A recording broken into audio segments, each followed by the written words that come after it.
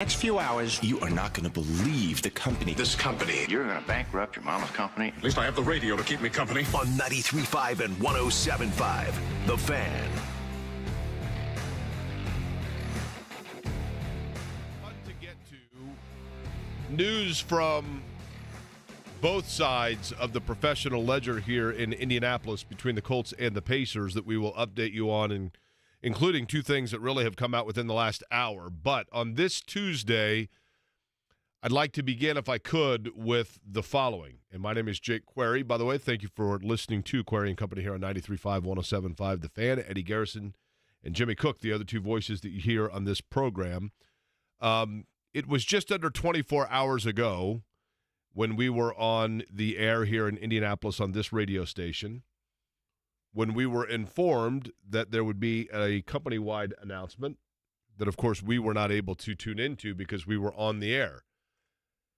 And for those that are unfamiliar with this, and I would assume that would be the vast majority of you, the station that we work for was acquired in a corporate merger or a buyout, whichever way you want to look at it, by Urban One Radio just over a year ago, about 16 months ago.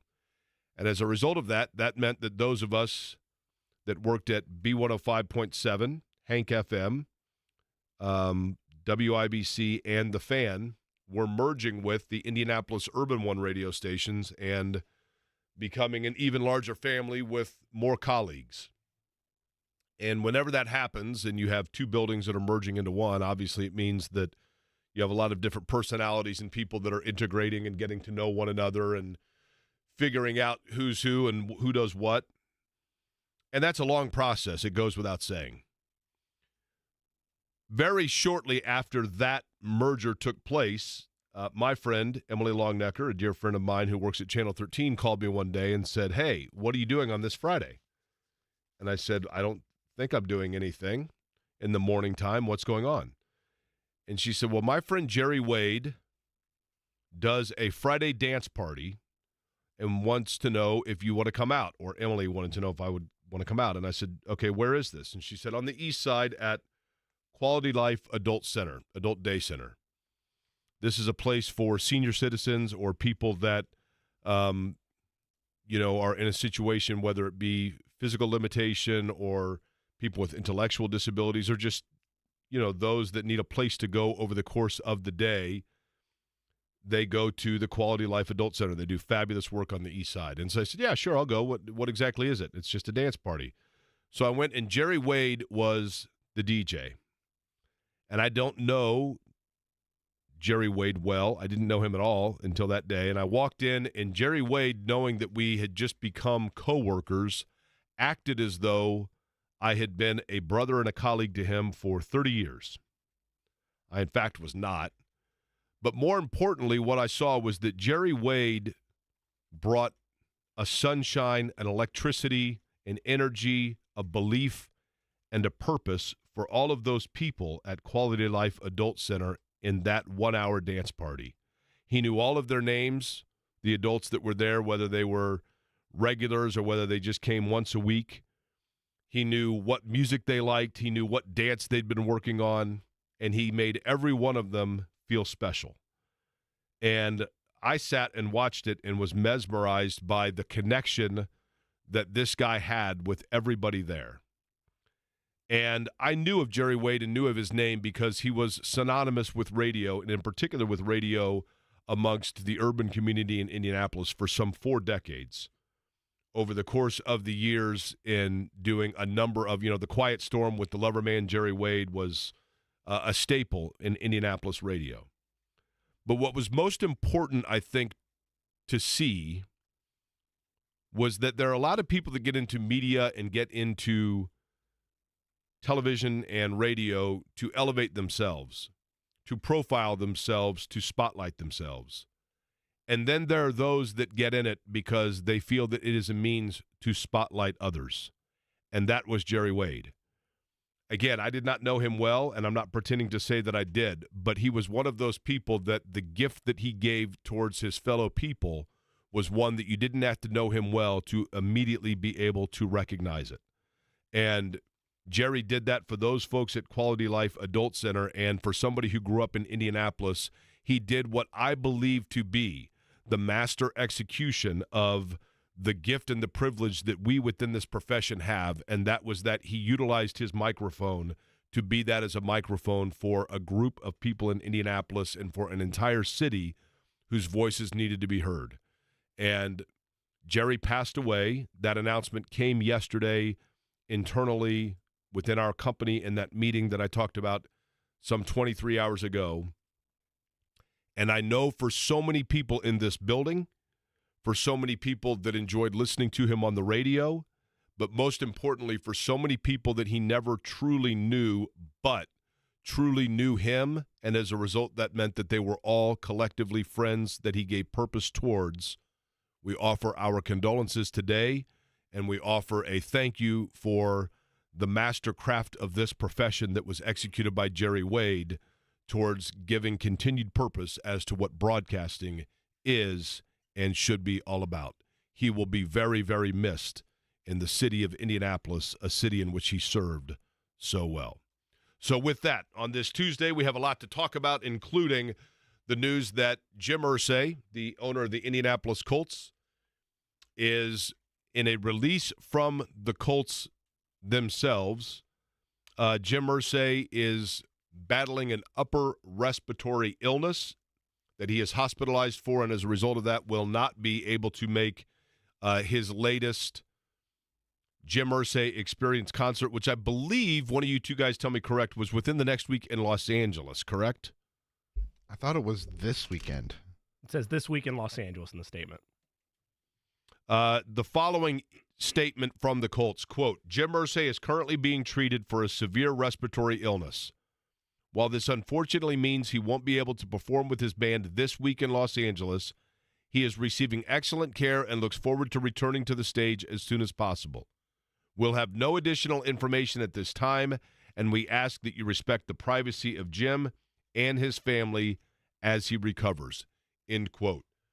There is obviously plenty of precedent or background in Jim Irsay's health history, that of which he himself has been very transparent, that one can decipher from that. But for the time, the thing to be taken from that is that you hope that Jim Irsay is well. There was a lot of, as we'll talk about with Stephen Holder coming up at 2 o'clock, I think there were people that were starting to wonder why he had not been at some of the recent games for the Colts, and certainly in this time when Jim Irsay is usually kind of front and center in terms of offering fans perspective at the end of the season or leading perhaps a press conference. With those things being shelved, then clearly the Colts wanted to get addressed where that void has been, and so therefore that question for now is answered regarding Jim Irsay. Goes without saying.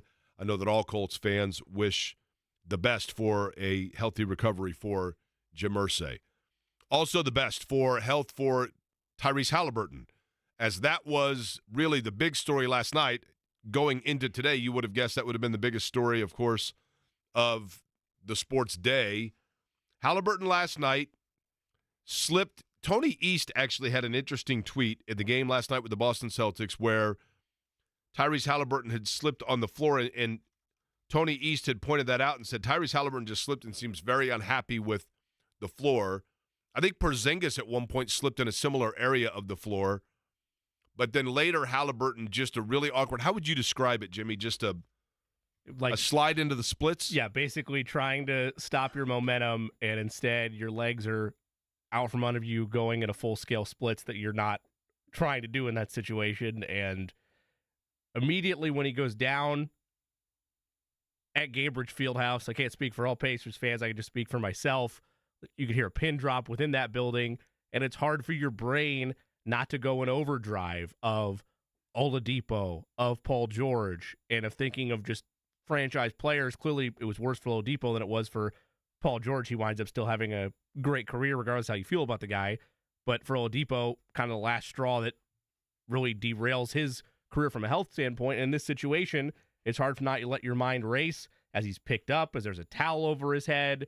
And when you look back at replay, you see, well, he's grabbing his hamstring, so maybe it's not the knee, like maybe it is something like that, and then to thankfully see that it's just a hamstring strain, his left hamstring strain, that'll probably keep him out a couple weeks, but could have been far worse. And the idea on top of that, with all that emotion in the building, that a Pacers team who is no doubt, especially offensively, a less potent team without him, is still able to surge forward, is still able to put together a 44-point third quarter and close out late in that game and win a tough contest, albeit against a shorthanded Boston team, is a deserving credit moment for the Pacers as they get ready in a couple of days after the Washington game for this long road trip. But all in all, though, yeah, Jake, could have been a very scary Tuesday afternoon here in Indianapolis, and instead a sigh of relief can be had by both the franchise and the fan base. So what we know is this about Tyrese Haliburton. Rick Carlisle joined KB, Kevin Bowen, and Andy Sweeney this morning for the wake-up call and talked about the fact that after the game, Tyrese Haliburton was able to leave Gainbridge Fieldhouse under his own power with ice on his hamstring. And that, I think, right there was a positive forecast to begin the day because people knew that he was going to be having an MRI today to determine the severity of the injury and whether or not the hamstring was torn, whether or not it had been, like, totally removed from, the bone, I guess, whatever it may be. There's obviously different levels of the injury itself. Grade 1 being while I'm not by any means underscoring the severity of an injury, grade 1 being the least severe of the different grades. This from Adrian Wojnarowski. Quote, Pacers star Tyrese Haliburton has a grade 1 left hamstring strain in MRI revealed on Tuesday. He's expected to be reevaluated in approximately 2 weeks, but there is relief that he has avoided serious injury. Haliburton has had a spectacular season so far, averaging 24.2 points and a league-leading 12.7 assists. The 21-15 Pacers are 6th in the East. So that is, by all account, probably as good a news as you could hope for the Pacers when you saw that injury. And to your point, Jimmy, when Haliburton goes down, we are, and no matter any walk of life that you are in, you automatically default sometimes to the worst case scenarios with which you have been exposed. And if you're a Pacer fan, the odds are pretty high that you're probably a Colts fan or a Purdue fan or an Indiana basketball fan or all of the above or a couple of the above or a combination thereof. And all of those teams have had seasons that have come essentially in the mind of the fan to an end because of an unfortunate injury. A broken arm going into the regional finals in Dayton. A torn knee late in the year that prohibits you from getting to a Final Four in New Orleans. A torn knee in Minneapolis. An elbow injury to a 7-footer for a team that's highly seeded and has huge expectation early in the tournament. And in the case of the Colts, obviously, Peyton Manning, Andrew Luck, and then with the Pacers, it goes without saying. You automatically, when you see Tyrese Haliburton go down, you are like, oh my goodness. And Paul George's injury, interestingly enough, was not a career ender by any stretch of the imagination. He came back probably even a better player. But when it happened, it was so grotesque, and it was right at the zenith of his rise where all of a sudden Pacer fans are like, we have something here, and then boom. You think it's going to be finally the year you take down Miami? It's another growth year for Paul George, and then it's all sucked away from you. And he's a superstar, right? Yeah. He's on an international stage, and then that happens. Like there was this stardom, and Pacer fans were so excited by this new teddy bear, they squeezed it so tight it broke, right? Yeah. And then Oladipo, obviously we know what happened there. And in Oladipo's case, probably was the entry to essentially towards the end of a career. I mean, he was never the same. And therefore, with Haliburton now, you feel like the Pacers had captured that lightning in a bottle of a star again. They got a redo of a redo. And there is so much hope that rests within this kid from Wisconsin and Iowa State because, wow, he's a Midwestern guy with Midwestern value, and he's not going to get starstruck. And now he's locked in. He's here for a while. He's contractually ours. Let's build around him. And you see that, and the worst is thought. But, Pacer fans, the good news is you can all exhale. at once right now. Just do so. You can exhale because as of right now, looks like it's going to be a tough road trip. Getting ready to go to, of course, they got Washington next, right, Eddie, at home? That is correct. Then they go to Atlanta because what Western road trip is better than when you start through Atlanta? That must be because of the airline, right? It's the connecting flight. They got to right? be flying Delta, right? It just makes more sense to go to Atlanta first. So they go to Atlanta, and then from there, out west. Denver, and then in no particular order, Phoenix, Portland, Sacramento. There's one other one in there that I'm missing. Utah, thank you. All in there on this Western road trip. And it looks like Tyrese Haliburton will not play in those games. And I want to really get into the Jim Irsay conversation as well. But also the national championship game last night. All three of us, I think, believed that we thought Washington would win. And listen, and they will, like in another 6 weeks when this gets vacated. But I'm being sarcastic, Michigan fans. Relax. Michigan did what they had done all year, and that was that defensively, I thought they were dominant. I felt bad for Washington, and I'll tell you why. And I felt bad for their fans. So I'm a Clemson fan. People know that. I remember the LSU game when Joe Burrow at LSU just absolutely blew Clemson out of the building, and the game when Ohio State kind of ended the Clemson run, where Justin Fields went crazy. Both of those teams had great offenses for Clemson, but they saw defensive looks and defensive aggressiveness they were not used to. And you saw like little glimpses where all of a sudden the car started to start for a second. You thought, here we go, finally, the car started. And it would go like 2 blocks and then sputter out again.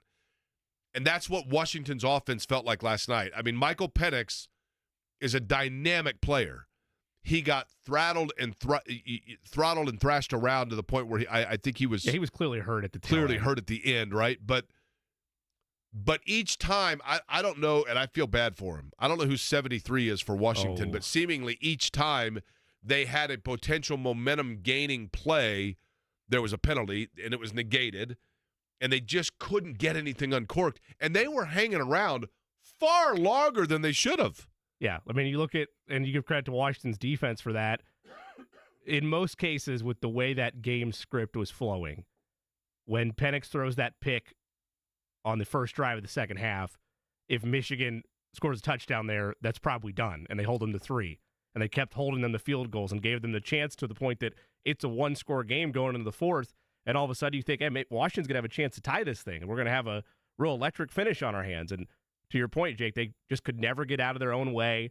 Defensively, Michigan was suffocating, both with the way they were able to shut down some dynamic receivers for Washington and also make life just hard and make things uncomfortable for Michael Penix to the point that he missed a couple reads in the first half. And when he did finally strike late, it'd be a holding call or it'd be a false start. It'd be something called against Washington. You give all the credit in the world to Michigan. And again, there is going to be a fallout at some point, whether it's from the NCAA, the CFP, or whoever. There's going to be a fallout here.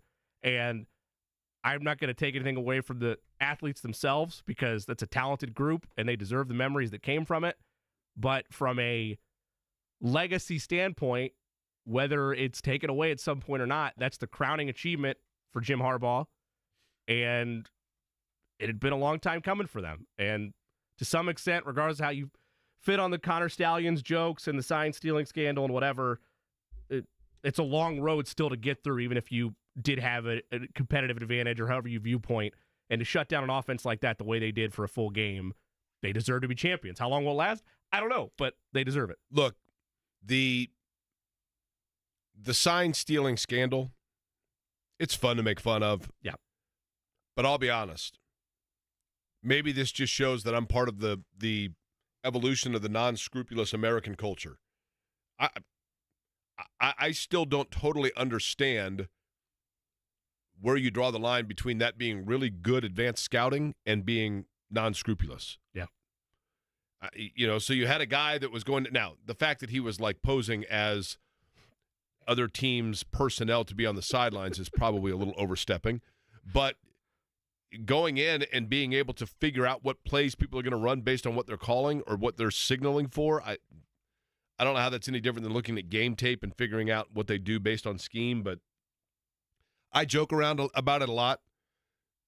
I go back to what my buddy Matt Jacklin said to me about IU basketball years ago when there was rumor at one point that Indiana had broken some rules, and my buddy said, bring on the Final Fours, we'll worry about the sanctions later. And I think most fans feel that way. NCAA rules and sanctions and vacations and things like that, that usually impacts, affects, and is taken seriously by all of the teams other than the one that's hanging a banner. Yep. Did Louisville – I was there when Louisville won the national title. They won the national title, right? The Fab Five was in 2 Final Fours. Sure, there might not be a banner hanging to remind people of it, but I'm aware of it. It happened, right? You can't take away the memories. You can't take away the pictures. Right, and you know what? Michigan, kudos to them. They were the best football team on the field last night. I want to get back to the story about Jim Irsay. And, you know, the reality is this, and that is that Jim Irsay is an owner that probably more than any other owner, he really has had, I think, as much an evolution as an owner in the last 10 to 15 years as any in sports. Irsay's a guy that, and I think people forget this, that when his father passed away, you know, Irsay had to go through the court system against his stepmother in order to get complete and total control of the team. And I don't know that that was because she was refusing to surrender and it had been left to her, or they were simply figuring out the way that from the inheritance of Bob Irsay's passing, the way it was going to be divvied. I can't remember the specifics of it. But it wasn't precisely a clean transfer of power, truth be told. And so there was, I think, among other owners in the NFL, not all, but I think to a lot of them, there was a resentment about Jim Irsay that he was an owner that had never worked outside of football. And I give Irsay a lot of credit because he is an owner that when his father owned the NFL team, you know, Jim Irsay has worked every aspect of the franchise.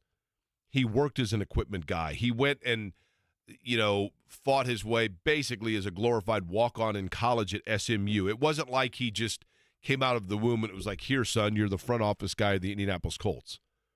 But he definitely, through the process, worked in all areas of the franchise from the bottom up, so to speak. Sure, many of those doors were open for him because his father was the owner of the team. But he was contending with the instabilities and the challenges and the difficulties that came with having a father that was an addict and under the influence of it, largely precipitated by the tragic passing of Irsay's sister when they were younger. And so Jim Irsay was not only trying to get his own stability as a young man within the football industry, he was also trying to provide some stability within a familial structure where his father was no longer able to provide that. When the Colts moved to Indianapolis and Jim Irsay was named general manager, I think by Irsay's own admission, he probably was not ready yet for that role. And while he did some moves that were pretty cool, Eric Dickerson coming here being one of them, he erred in a lot of ways. You know, 2 first-round picks for Freddie Young and, you know, getting Ron Meyer here and toying around with the wishbone. There were a lot of areas where I think he would tell you that he erred. And so I think a lot of other owners, quite frankly, resented that because here he was, this owner that had been given the keys and was able to toy around in different areas of the car. And they, of course, are looking at it going, yeah, but I had this business or this business, and I had to earn my keep before I became an owner in the NFL. And he was seen that way for a very long time. But I think things changed a lot when Bill Polian came in to run the franchise, and there has long been speculation that perhaps that was influenced by the NFL having concern about Jim Irsay, and therefore Bill Polian was brought in by the NFL. That's never been proven factually, but it's been widely speculated. But either way, Irsay's ability to step back and let Polian bring a championship-level team to his franchise combined with then the long stability that came with that, and parlaying that into the city hosting a Super Bowl, and then Irsay becoming, for a lot of the owners, like the elder statesman that was not afraid to speak out about different things affecting the NFL, like Daniel Snyder. Those things, I think, all of a sudden created a shift in terms of the perception and the respect level for Jim Irsay by his fellow owners, to the point where now he is actually, I think, one of certainly the most recognized owners in the National Football League.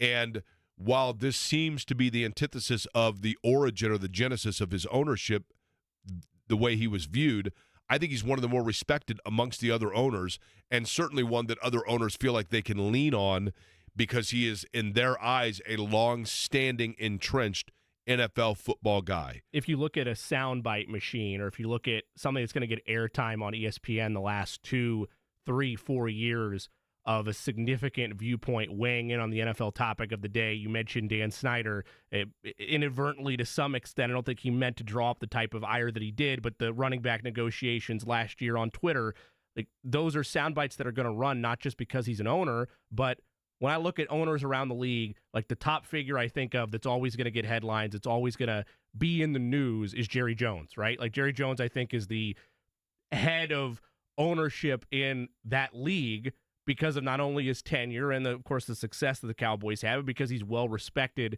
in terms of being a voice for the entire body of ownership in the National Football League. And I don't know what the order is in terms of after Jones, but over the last 3 or 4 years, in part because of his willingness to speak out on the Dan Snyder situation, Jim Irsay has joined those ranks, to your point, Jake. Like, that has been his ascension to that role because he has been a voice that people, either whether it's for a soundbite or out of just the genuine respect of him being an owner in the league, he has ascended to that point where it's Jerry Jones, probably a couple other owners, and then Jim Irsay's not that many breaths away. And with that, Jimmy, I think that Jim Irsay felt a responsibility to be transparent about his own indiscretions away from football. And those indiscretions and his transparency and the kicking the stigma and his confronting his own addiction issues publicly, be it fair or not, created and led to a conjecture about his whereabouts or lack thereof when he wasn't seen during a time in which he is typically the most vociferous, and that is at the end of the football season. And so for that reason, the Colts issued the statement today, and with that statement that he is battling a respiratory illness, which, to be fair, is going around, no question about it, then you simply have to hope the best for Jim Irsay. The one thing missing from everything that happened Saturday night, the drop pass, the Colts lost, we know the season's over. The one thing missing was a spot in the tunnels of Lucas Oil Stadium of him doing a press briefing, right? Like, that's just something that you've grown accustomed to in not just Colts fandom, but in NFL coverage, is his thoughts on the season. And, of course, happens a couple times, but especially at the end of the year. And that was something that was jarringly absent over the weekend. So, yeah, of course, you hope that he's able to get better and it's a recovery. But, yeah, that was for sure felt his absence as recently as Saturday. Dustin Dopirak, did I say that right? Dopirak. Dopirak. Yes. Dustin Dopirak. You had to think about it, didn't you, Eddie? Dustin Dopirak going to join us 1 o'clock. We'll talk about Tyrese Haliburton. Stephen Holder, much more on this Jim Irsay conversation coming up at 2 o'clock today. Loaded show here on a Tuesday. It's Corey & Company, 93.5, 107.5 The Fan. Hey, this is Lisa Stofan. Heard the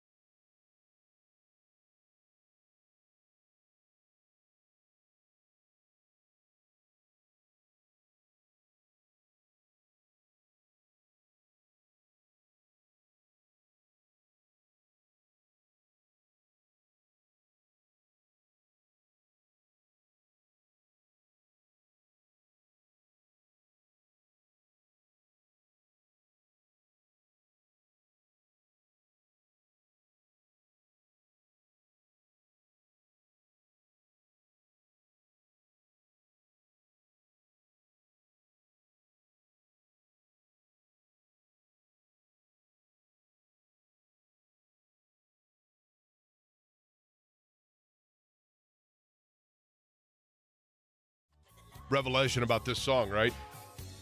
I don't think I do. True or false? Billie Jean. Yes. Oh, Now you remember. yes. Go ahead, Eddie. For the listening audience that was waiting for me to speak, go ahead. No, I was just saying that I remember this story. You can continue. Well, yes, what? That is this song about Billie Jean, a child of Michael Jackson. Correct. So the chorus not. is, the kid is not my son. But later in the song, he says, she showed a photo and my baby cried because his eyes were like mine because we danced on the floor in the round. And I never realized either, which I probably told you guys before as well, that Billie Jean, the whole subplot of the Billie Jean drama is also in the song Wanna Be Starting Something. Because in the song Wanna Be Starting Something, he says, Billie Jean's always talking and da-da-da-da. So, like, it's kind of a theme within the Thriller album. We have some news within the NFL. Eddie, go ahead and hit it. Jimmy Cook, enlighten us. This is from Adam Schefter on Twitter. The Titans have fired head coach Mike Vrabel per sources. Vrabel led Tennessee to 4 consecutive winning seasons after arriving in 2018, but the Titans have experienced back-to-back frustrating seasons, finishing multiple games under 500 both times. So Vrabel is out. Another head coaching opening across the NFL coaching carousel, and it impacts the AFC South in a large way because you have a figure that's been thought as many as, I hate cliche terms, but the definition of grit, of going to have physical teams, they're going to be well-disciplined, well-coached, and the results have not been there the last couple seasons. The Titans decided it's time to turn a new chapter with who they think might be the next leader to try to guide who they think is their franchise quarterback in Will Levis. Okay, so the question then becomes the next coaching opportunity for Mike Vrabel. One would assume this is not his final stop as a head coach in the National Football League. He's had success, obviously, and I think is well respected. There has been already like a seed planted as to where he could end up, right? Yeah, the most logical move would be for him to wind up back in New England, right? He's a well-respected coach, as you mentioned. He's a product of that Patriots organization. The question would be, if you are Robert Kraft and they do indeed decide to move on from Bill Belichick, is that too close to the philosophical principles of the previous era? The one caveat I would say to that, though, is the biggest mark against Bill Belichick the last 3-4 seasons post Tom Brady has been his inability to be an effective general manager. And I would assume if the Patriots were to hire Mike Vrabel, he is not getting the cake and eating it too. He is just going to be a head coach in that form, and they would then bring along somebody else to be a GM. So maybe you are getting all the nuance of being a head coach and that experience and that just creativity ability, but it's not handcuffed any longer with being a general manager. Because I think that's the biggest, if you could have everything, if you were a New England fan, if you could have Bill Belichick step away from being the general manager and just be a coach, he would never do that.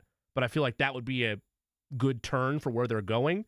You'd get that if you hire Mike Vrabel effectively. He's not, of course, as brilliant as Bill Belichick, but he is of that coaching tree. You know, the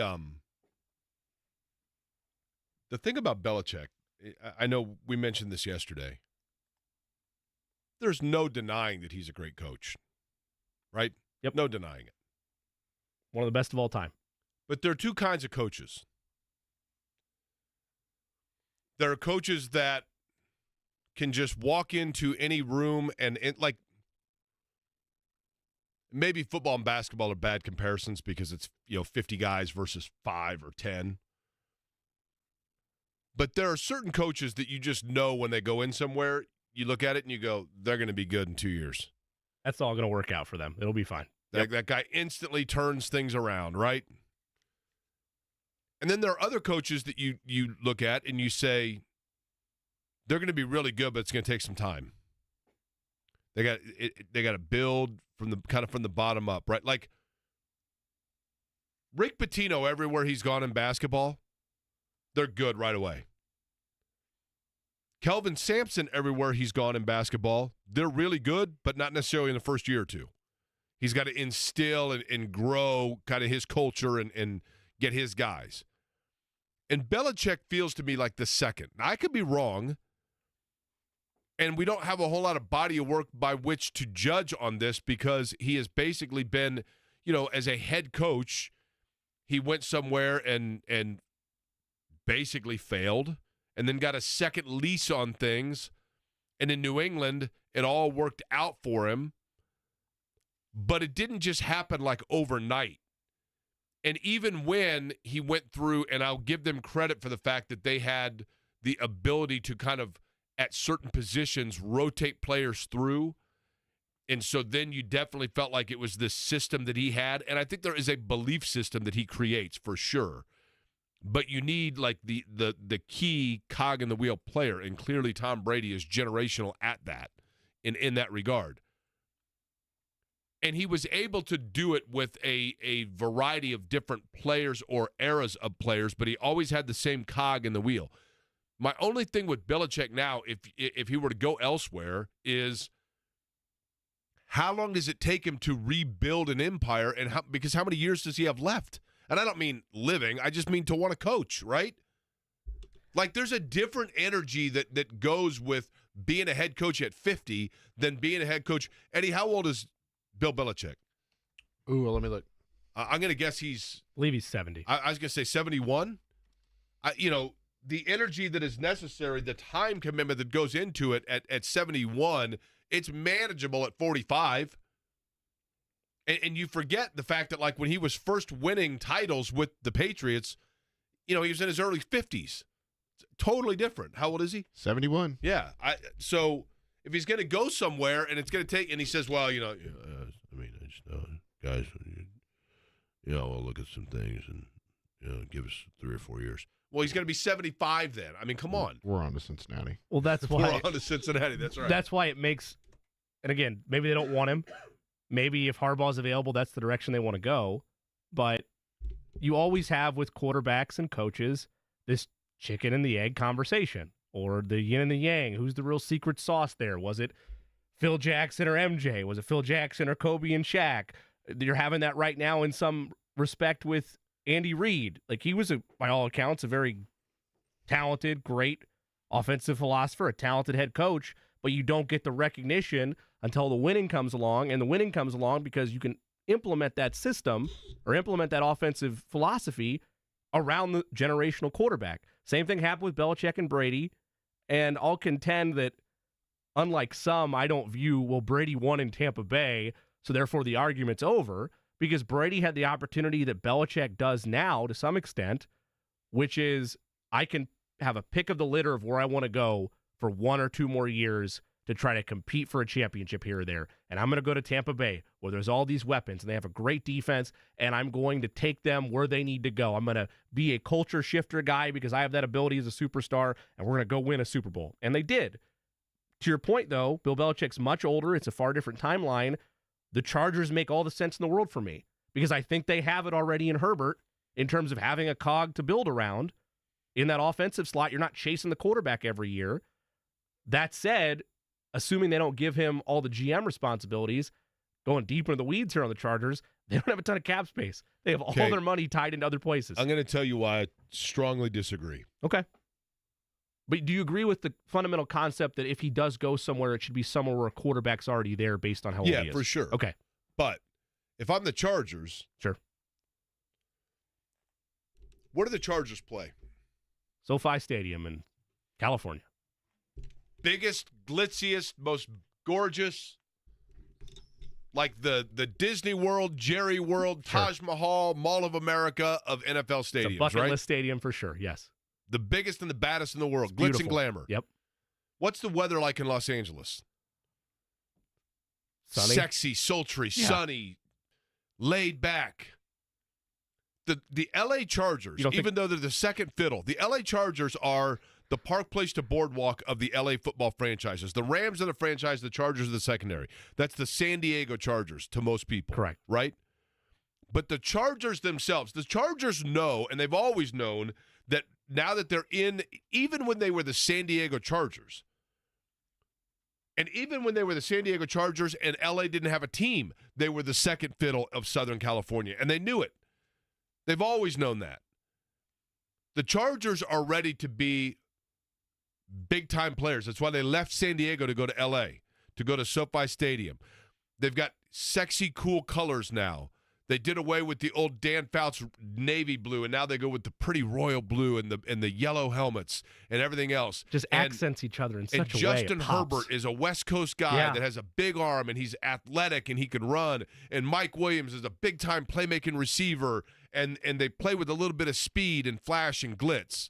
Okay? That is 1,000% Jim Harbaugh. Jim Harbaugh's quirky. He runs along the sidelines. He was Screech's cousin on Saved by the Bell. He's like a little bit out there. He's kind of crazy. Nobody really knows. Like, he wears the Docker pants, which is weird, but he's kind of unpredictable, and nobody really knows what's going on with him. But Jim Harbaugh, even though he's quirky and odd, is seen as a sleek, sexy, innovative coach. He's the guy that, like, he's walking around with that little sheet of paper, and you never know what sort of, like, weird, fun quirks he's come out with, where all of a sudden his team is high-flying and fast. They're coming at you defensively. He's got a quarterback that's doing, like, meditation before the game for Michigan, and then they go out there and they're ripping off multi-50-yard runs that they created somehow. That's Jim Harbaugh, and that's what the Chargers want. And Bill Belichick, while effective, he's an F-150.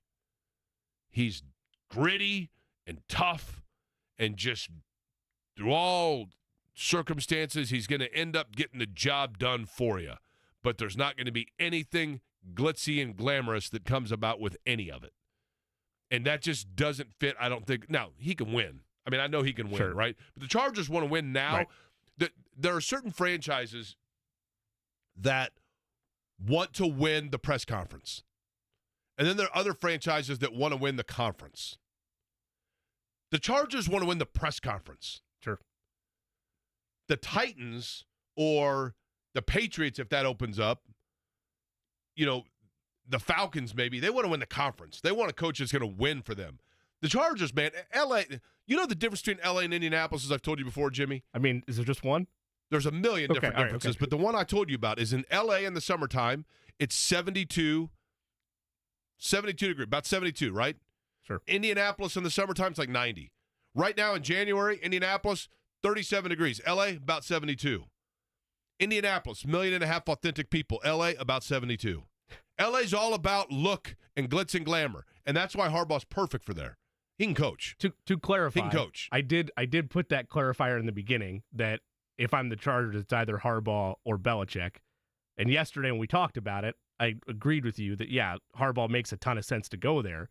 But the angle I was presenting to the audience is for Bill Belichick if he had the choice. He doesn't have the choice, right? You're right. The Chargers get to dictate those terms. But if I'm Bill Belichick and I'm looking around the landscape, I want a quarterback I can trust. I think for any coach, the Chargers is the most appealing job because of Justin Herbert. I think the world of Justin Herbert. The cap space is daunting. Like, they're going to have to make decisions with Khalil Mack and Austin Eckler Keenan Allen primarily. There's one other that I'm forgetting. They put the graphic up on Saturday. Mike Williams. Correct. They have a ton of assets tied up long-term to veteran pieces. And Bosa in there as well. I'd probably keep Bosa, but that's just me because of the type of game record that he is. But there's decisions that are going to be made to whoever the general manager is. That said, they have the franchise quarterback in place, and it's the most attractive job on a lot of different levels where we stand today on the coaching carousel for me. But I'm with you. Harbaugh would not only win the press conference, he would not only fit L.A. better. He coached the 49ers for a time, right? Took him to a Super Bowl. He would fit all the boxes they want to check to win the press conference, and he is talented enough where it would probably work out in a system of fun football for Chargers fans. Right now, if you look at the NFL, like, think of a coach that lost the press conference. Nick Sirianni. Nathaniel Hackett. There's two of them. How about a third? Nick Sirianni got totally mocked, right? Yeah, he got crucified. How about Dan Campbell? Yeah. Going to eat kneecaps. Yeah. He got completely mocked, right? Yep. And lo and behold, what do you know, right? Correct. It doesn't always matter. How much, I'm going to go back to this. How much will tickets for the Super Bowl be if it's the Cleveland Browns and the Detroit Lions? How much will tickets be? Will it be the most expensive Super Bowl ticket ever printed? Wait, where is it this year? Do you remember? Is it in Houston? Vegas. Is it Vegas this year? It's Las Vegas. Yeah. Okay, so it's going to be expensive anyway because it's Vegas. Correct. Yeah. But can you imagine then if it's Cleveland and Detroit? That honestly, like what at the beginning of the year, what could you have gotten in a parlay on literally? You'd be able to buy a suite. Of Maybe the teams. two. What's that? You'd be able to buy a suite, maybe two at the Super Bowl. Honestly. If that was your prediction. What are there, 4 teams in the NFL that have never been to a Super Bowl? Yeah. Right? I think that's right. And you get those 2 of them right there, and both with somewhat of a legitimate chance to win it. I'm telling you. I think it'd be, if it's the Browns and the Lions, I might pay for all 3 of us just to go. Now, we'll be staying at a Motel 6 or at my cousin's house in Henderson, Nevada, and just driving in and just standing outside out front. But we might just have to go. Fine with your cousin's house. That's free for you. You don't have to pay rent. That's another win for the NFL, by the way.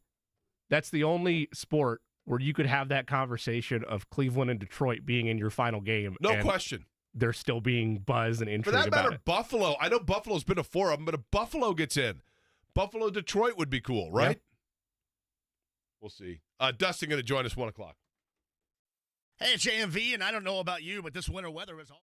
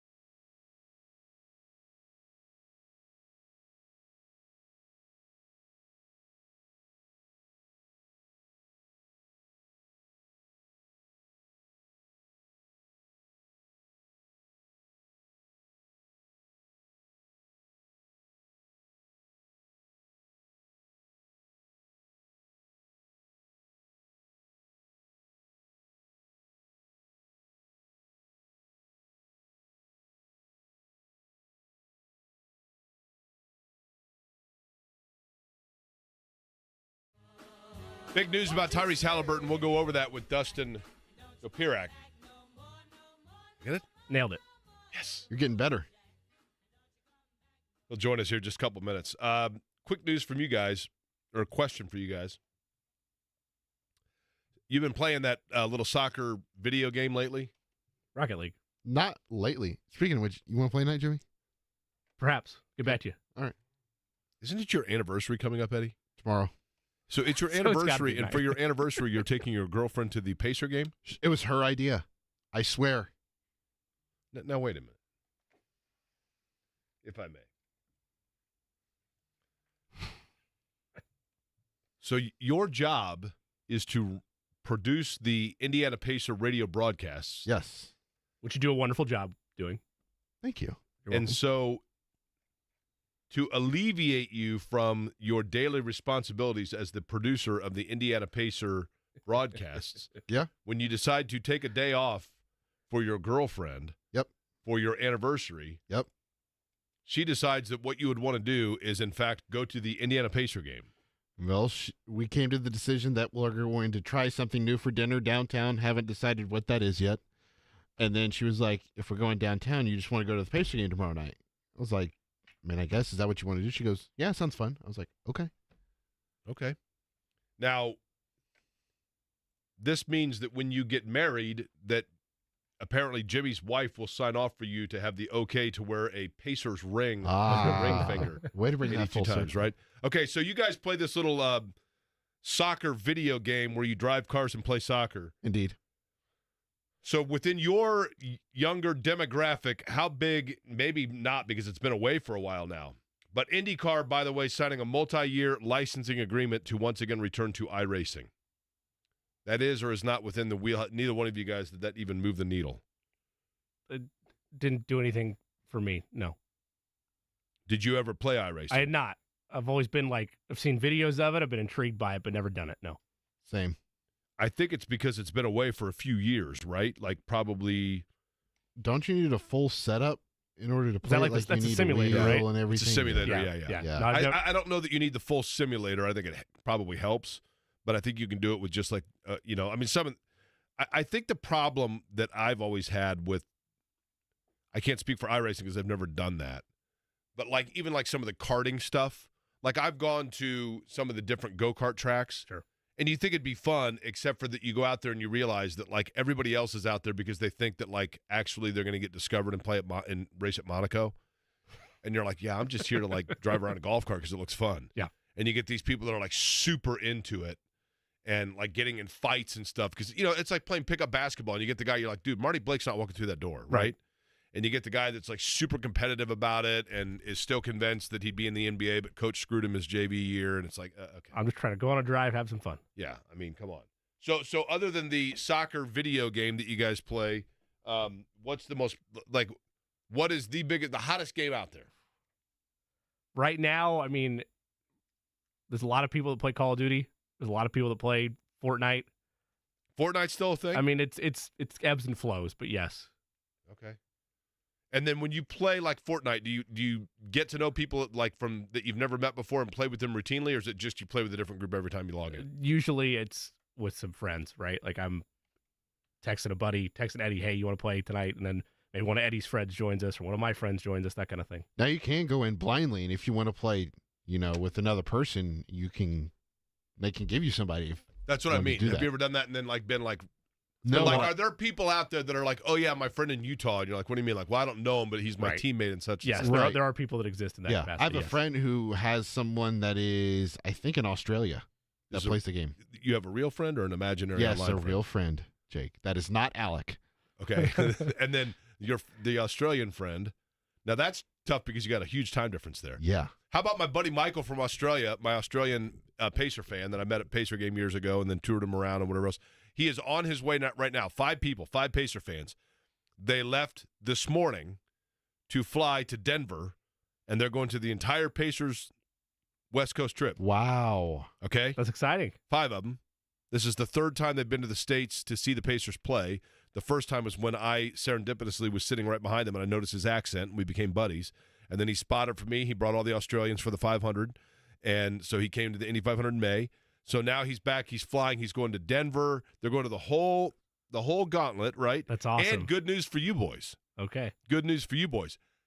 I have arranged. He is bringing with him a bag of Australian goodies, including Vegemite, of course, that he is dropping off to Denary on the last stop in Phoenix, so Denary can bring it back and deliver it to us. Vegemite. Are we gonna have to do that here? Oh, absolutely. Gosh. Vegemite Darn it. I'll get the whole thing for you guys. But he was devastated, though, because last night, he was packing his bag, on his way to the Sydney airport, and they get news that Haliburton is not going to play. It's brutal. During the trip. And we'll find out exactly what it appears to be, how long Haliburton will be out. And we'll do it in our conversation next. The Wake Up Call with KB and Andy.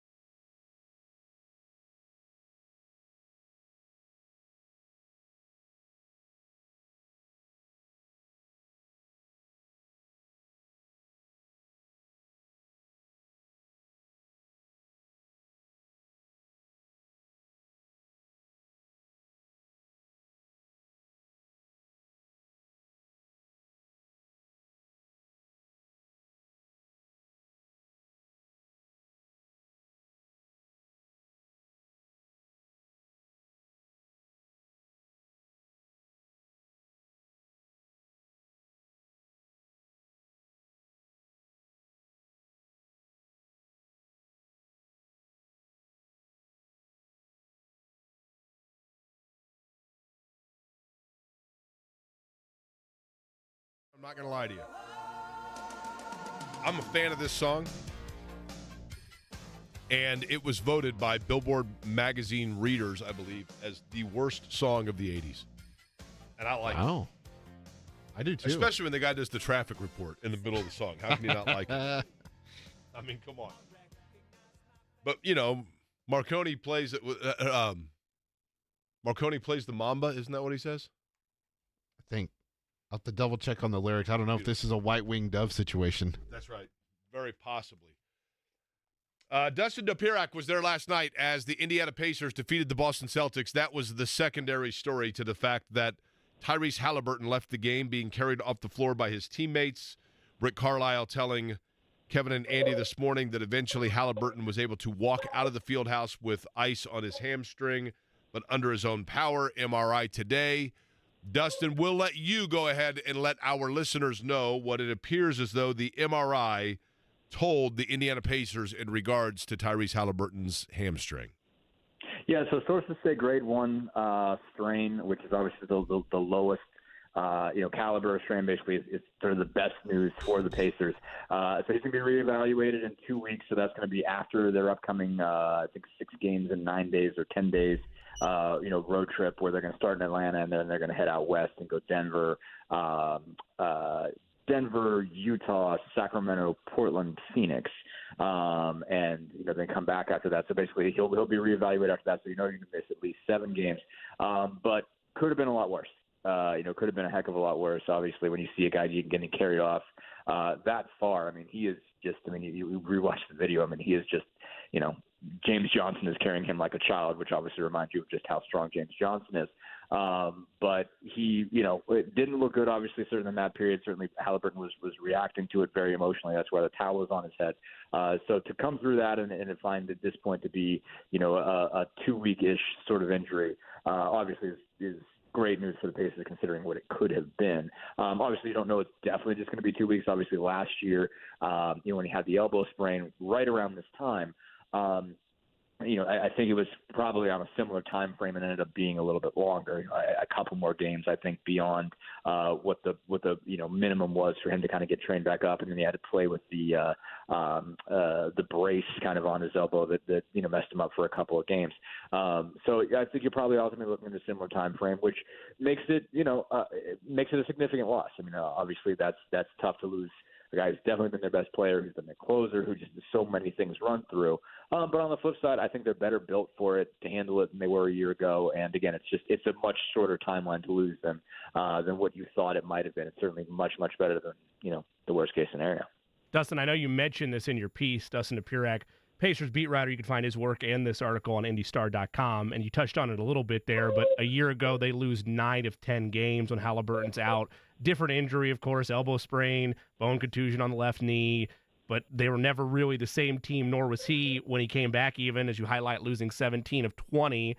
You mentioned that they're better equipped. In what ways, in your mind, are they better equipped, and in what ways does the franchise feel they're better equipped to kind of keep the tide and keep the boat afloat while they are without their star?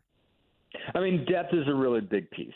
First off, I mean, obviously they've got 8 guys that were averaging double figures. I mean, adding a couple guys like Bruce Brown and Obi Toppin, whether you view them as whether they've been as good as advertised or not, they are still guys who can put the ball in the bucket and can contribute.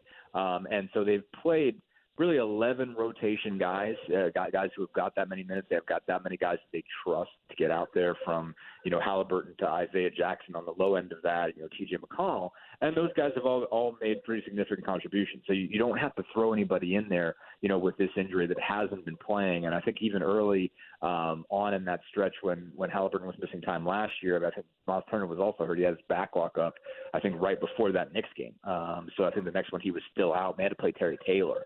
So they're not going to have to, at any point, go that far. And everybody who had to have an elevated role last year has at least done it once, knows what this is like. I mean, for one thing, even though maybe you might not have seen as much growth as you wanted to, you have a more experienced, Benedict Mathurin.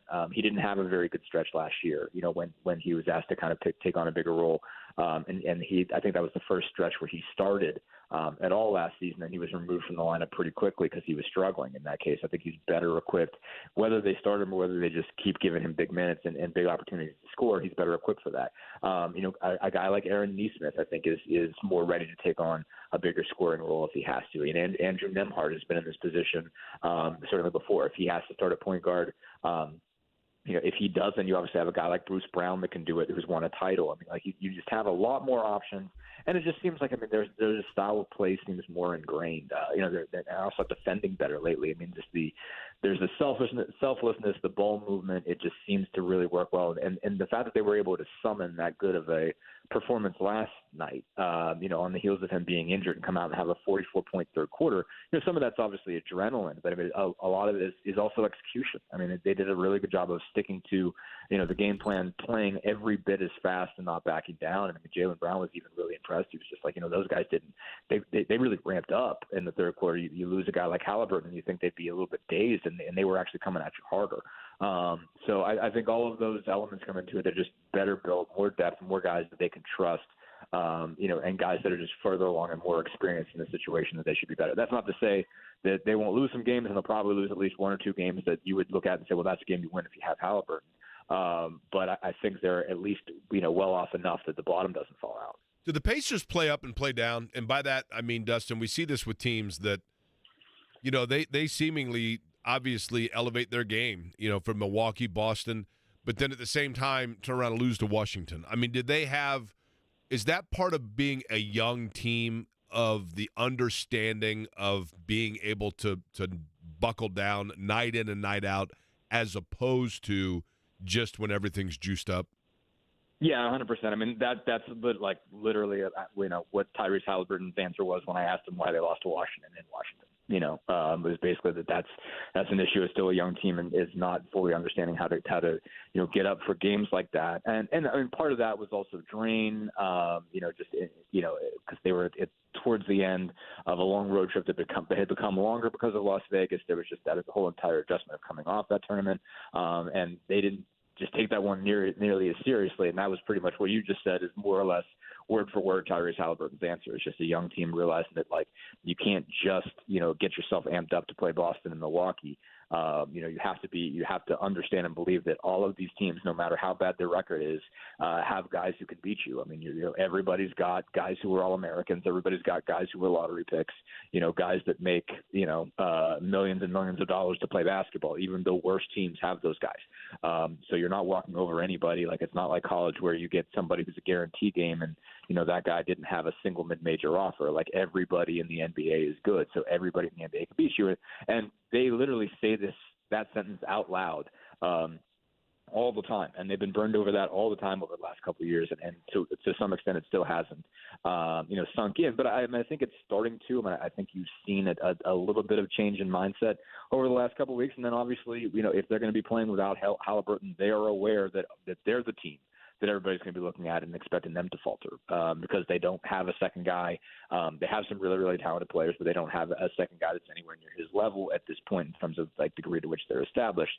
Maybe Miles, maybe Benedict somewhere in there, but not quite. So some teams are going to expect them to cower, and they're going to know that they're going to be the to use their phrase, the hunter as opposed to the hunted on some level. That no one's everyone's going to expect them to lose, so their mindset's probably going to change over the stretch. But they actually absolutely have had that problem. They had that issue, lost to Portland. It's just wild, that they have this many wins this season against Milwaukee and Boston, and yet they've lost to, Portland, Charlotte, Chicago, Washington. It's just wild the games that they've let slip by, and how much better off they could be if they just beat the teams early in the season that they should have beat. With TJ McConnell's funny to me, Dustin, because I've said this on the show several times. Here's the blueprint on TJ McConnell. He comes down the floor, he starts on the right-hand side, he sweeps around on the baseline, he gets to the left-hand side. If there's nobody to kick it out to, then he curls in and he hits a 10-foot jumper, and then he steals the inbound pass and scores again. And yet it happens like a gabillion times. Exactly. So the question is this. It's incredible. It is incredible, right? Mm-hmm. Is he the kind of guy, is this who he is, and he's able to do those things because he is only coming in spot moments? Or is he able to maintain that level of sneaky, snarky play if his role is elevated without Haliburton and he is playing major minutes night in and night out? I mean, I guess I haven't seen him do it in like 35. Like that's the thing. Like you've seen him do it even in 20. So I don't know what changes if he's playing 35 minutes and he's not a change of pace guy. So it obviously it makes you wonder. Like I don't know why, even though the book is so obvious, and again, this guy's just not very big, you just think you would kind of know it's coming. But he finds ways of surprising people over and over and over again at what he's able to do, and nobody really takes away from it. Some of it's just sheer will and determination and just ability and desire to play, all out. But some of it's just like, you're just mind blown that he's able to get it. I mean, even last night, in a position where the Pacers absolutely have to get a bucket, and that. If you're the Celtics, when they actually fell behind 131-129, Master, after making some great plays, seemed like he kind of heat checked a little bit. McConnell sees kind of where everything is going and everything going downhill and saying, well, I got to go get a layup right now. And he went and got a layup. And, it just seems like somehow he's able to will himself to those things. And so as far as, can the offense go down? I'm sure if other teams dedicated enough, scouting report to saying you're not letting TJ McConnell get these shots, period. We're going to take these away, cut them off, do whatever you have to do to make sure he can't beat you like that. You probably could, but that's not to say he's not going to make some contribution someplace else, that he's going to find a way to create for other people. He's going to make things happen just, when it comes to diving for loose balls and irritating somebody the entire 94 feet way down the floor. Like, even if you find a way to take the offense away, the defense, the hustle plays, that stuff is going to be there, and he's going to push pace. He's going to play that fast. And you're going to have to worry about him just coming right at you over and over again. I think that's really the thing I think surprised Jaylen Brown was that it pace doesn't let up. Certainly McConnell doesn't have the full range of offensive capacity that Haliburton does. He's never pulling up from 35 feet and knocking one down. But he is going to run up the floor every bit as fast. Everybody's going to follow him every bit as fast, and you've got to be prepared for that as a defense. And even that is taxing in and of itself, even if he doesn't himself beat you to the paint. Dustin Dopirak joins us, Pacers beat writer for the Indy Star. Dustin, I know I'm fast-forwarding some things here, but when you look at the timeline, the news breaking, Tyrese Haliburton with a left hamstring strain, grade 1 variety. They haven't released an official timeline, but those that claim to be doctors on Twitter, which is about as useful as, owning a Wikipedia page, say 2 to 4 weeks. If we play that game, this Sunday, January 14th, would mark 5 weeks until the All-Star game. And I know that the biggest thing for the Pacers is getting him healthy in a playoff push. And if you probably asked him, yes, that's something you're willing to sacrifice to be able to make sure you're 100% for the stretch run post-All-Star game. But as we look at that and as we map out that timeline, how long before that becomes a real question of curiosity of, hey, how's Tyrese doing? Is he going to be available for All-Star weekend? Yeah, if it's still a problem on February 1st, I think that's when you start asking that question. If he comes back or if he's on the mend or if they can give you a timeline, after the evaluation that comes up on right around when they come back on January 21st, then it's not so much of an issue because you're talking about, close to a month after that is when the All-Star game is. You do have to view this as it's at home. It matters. I do think there's, I think back to the in-season tournament, there was an awareness on certainly Haliburton's part and on the part of the Pacers that, getting him on national television, just is an advertisement, and that advertising actually matters for this team because what you're trying to sell is this guy is one of the most fun players to play with in the NBA, in basketball. And, that's one of your biggest selling points if you're trying to attract free agents or you're trying to be able to make trades and be able to keep the guys that you trade for and not have them walk on you when their contract's up. What you're selling is, look how fun it is to play with this guy. And the All-Star game is another great, certainly is a really, really great opportunity for that. Both, him being on TV, but also, he's the host to this thing. Presuming he starts, obviously it's a big deal that he was leading among Eastern Conference vote getters, I think. So that's your next opportunity to sell this. Obviously it'd be past the trade deadline at that point. So whatever's immediate will have happened. But I mean, you're still looking at free agency in the future and down the line and down the line and down the line. The more of these guys that he can get around, they could look at it and say, you know what, like whatever you think about Indianapolis as a free agency destination, ain't it fun? Doesn't look fun to play with that guy? Don't you think your numbers are going to go up? Don't you think, like, if you're toward the end of your contract, you're going to get paid or you're doing a short-term deal, that this guy's going to get you paid? Like, look at what this guy can do for you. I mean, like, seriously, like even just look at, what he's done for Obi Toppin. He's, not that Toppin's had a phenomenal year, but I mean, you're seeing that he can score and do all the things that you knew he could do, is just a transition rim runner type guy, and he's putting up pretty good numbers. So, I think just getting him on stage matters, and so I don't think it's something to, as quickly cast aside as you might if it were someplace else. I mean, just the spotlight is going to be on him, and it's something that's it's worth. I'm not saying it's worth chancing a season. It's not worth chancing a major injury or anything like that. But there is value. It's not a thing that you just cast aside. If you're the Pacers, you have to view that, and he has to view that as something that is important in the organization. That if he can play without it being dangerous, it's a good idea for him to play. They're not on the same level, but a lot of people point to the 2014 NBA All-Star Game. LeBron and Kyrie linked up for really the second time on the floor together. And a lot of people point to that as a cataclysmic point of as he's evaluating things in the offseason in Miami. I get it, Tyrese is not LeBron, but that's your large point, is the ability to have those type of connections and on a larger scale play with one another on the floor for the first time. Yeah, no, absolutely. I mean, I think it was, I think, really instructive to me just how much people were talking about, what if these guys link up even after FIBA, after the World Cup, and they were talking about, like, look how much fun Tyrese seems to be having with Austin Reeves, and that kind of thing. And again, he was just best pals with everybody. He's so good at connecting with guys on a human level because he just is really just capable of coming off as a normal person to anyone, regardless of just sort of how high up or how far down, the ladder you are. And so that he's going to have an opportunity to, spend more time around, some of the best players in the league, and it's going to be his city. And so, that doesn't mean, okay, like LeBron James is going to be like, oh, we're coming into Indianapolis now. It's just he's going to be around some other young players that he's close with, and, whether or not, even if he doesn't attract somebody like that, they have friends. They have other guys that they talk to that might be looking to move and say, okay, like, that looks like a guy that you could play for. It'd be a good time. They'll vouch. And like none of it's bad, and certainly all of it has a chance to be valuable. You don't know what it could lead to, but it's something, and it just gets them around him on the floor and even off the floor, and you get a sense of what it's like what it would be like to play for a franchise when he's a superstar.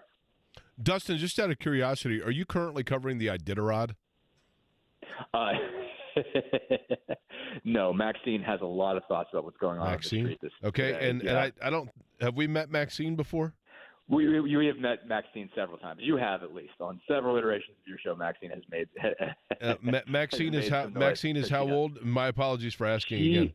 She is a three. She's still three. I guess she's 3.5-year-old beagle. She'll be 4. Oh, that's right. The beagle. Yeah, the beagles very sure of themselves, right?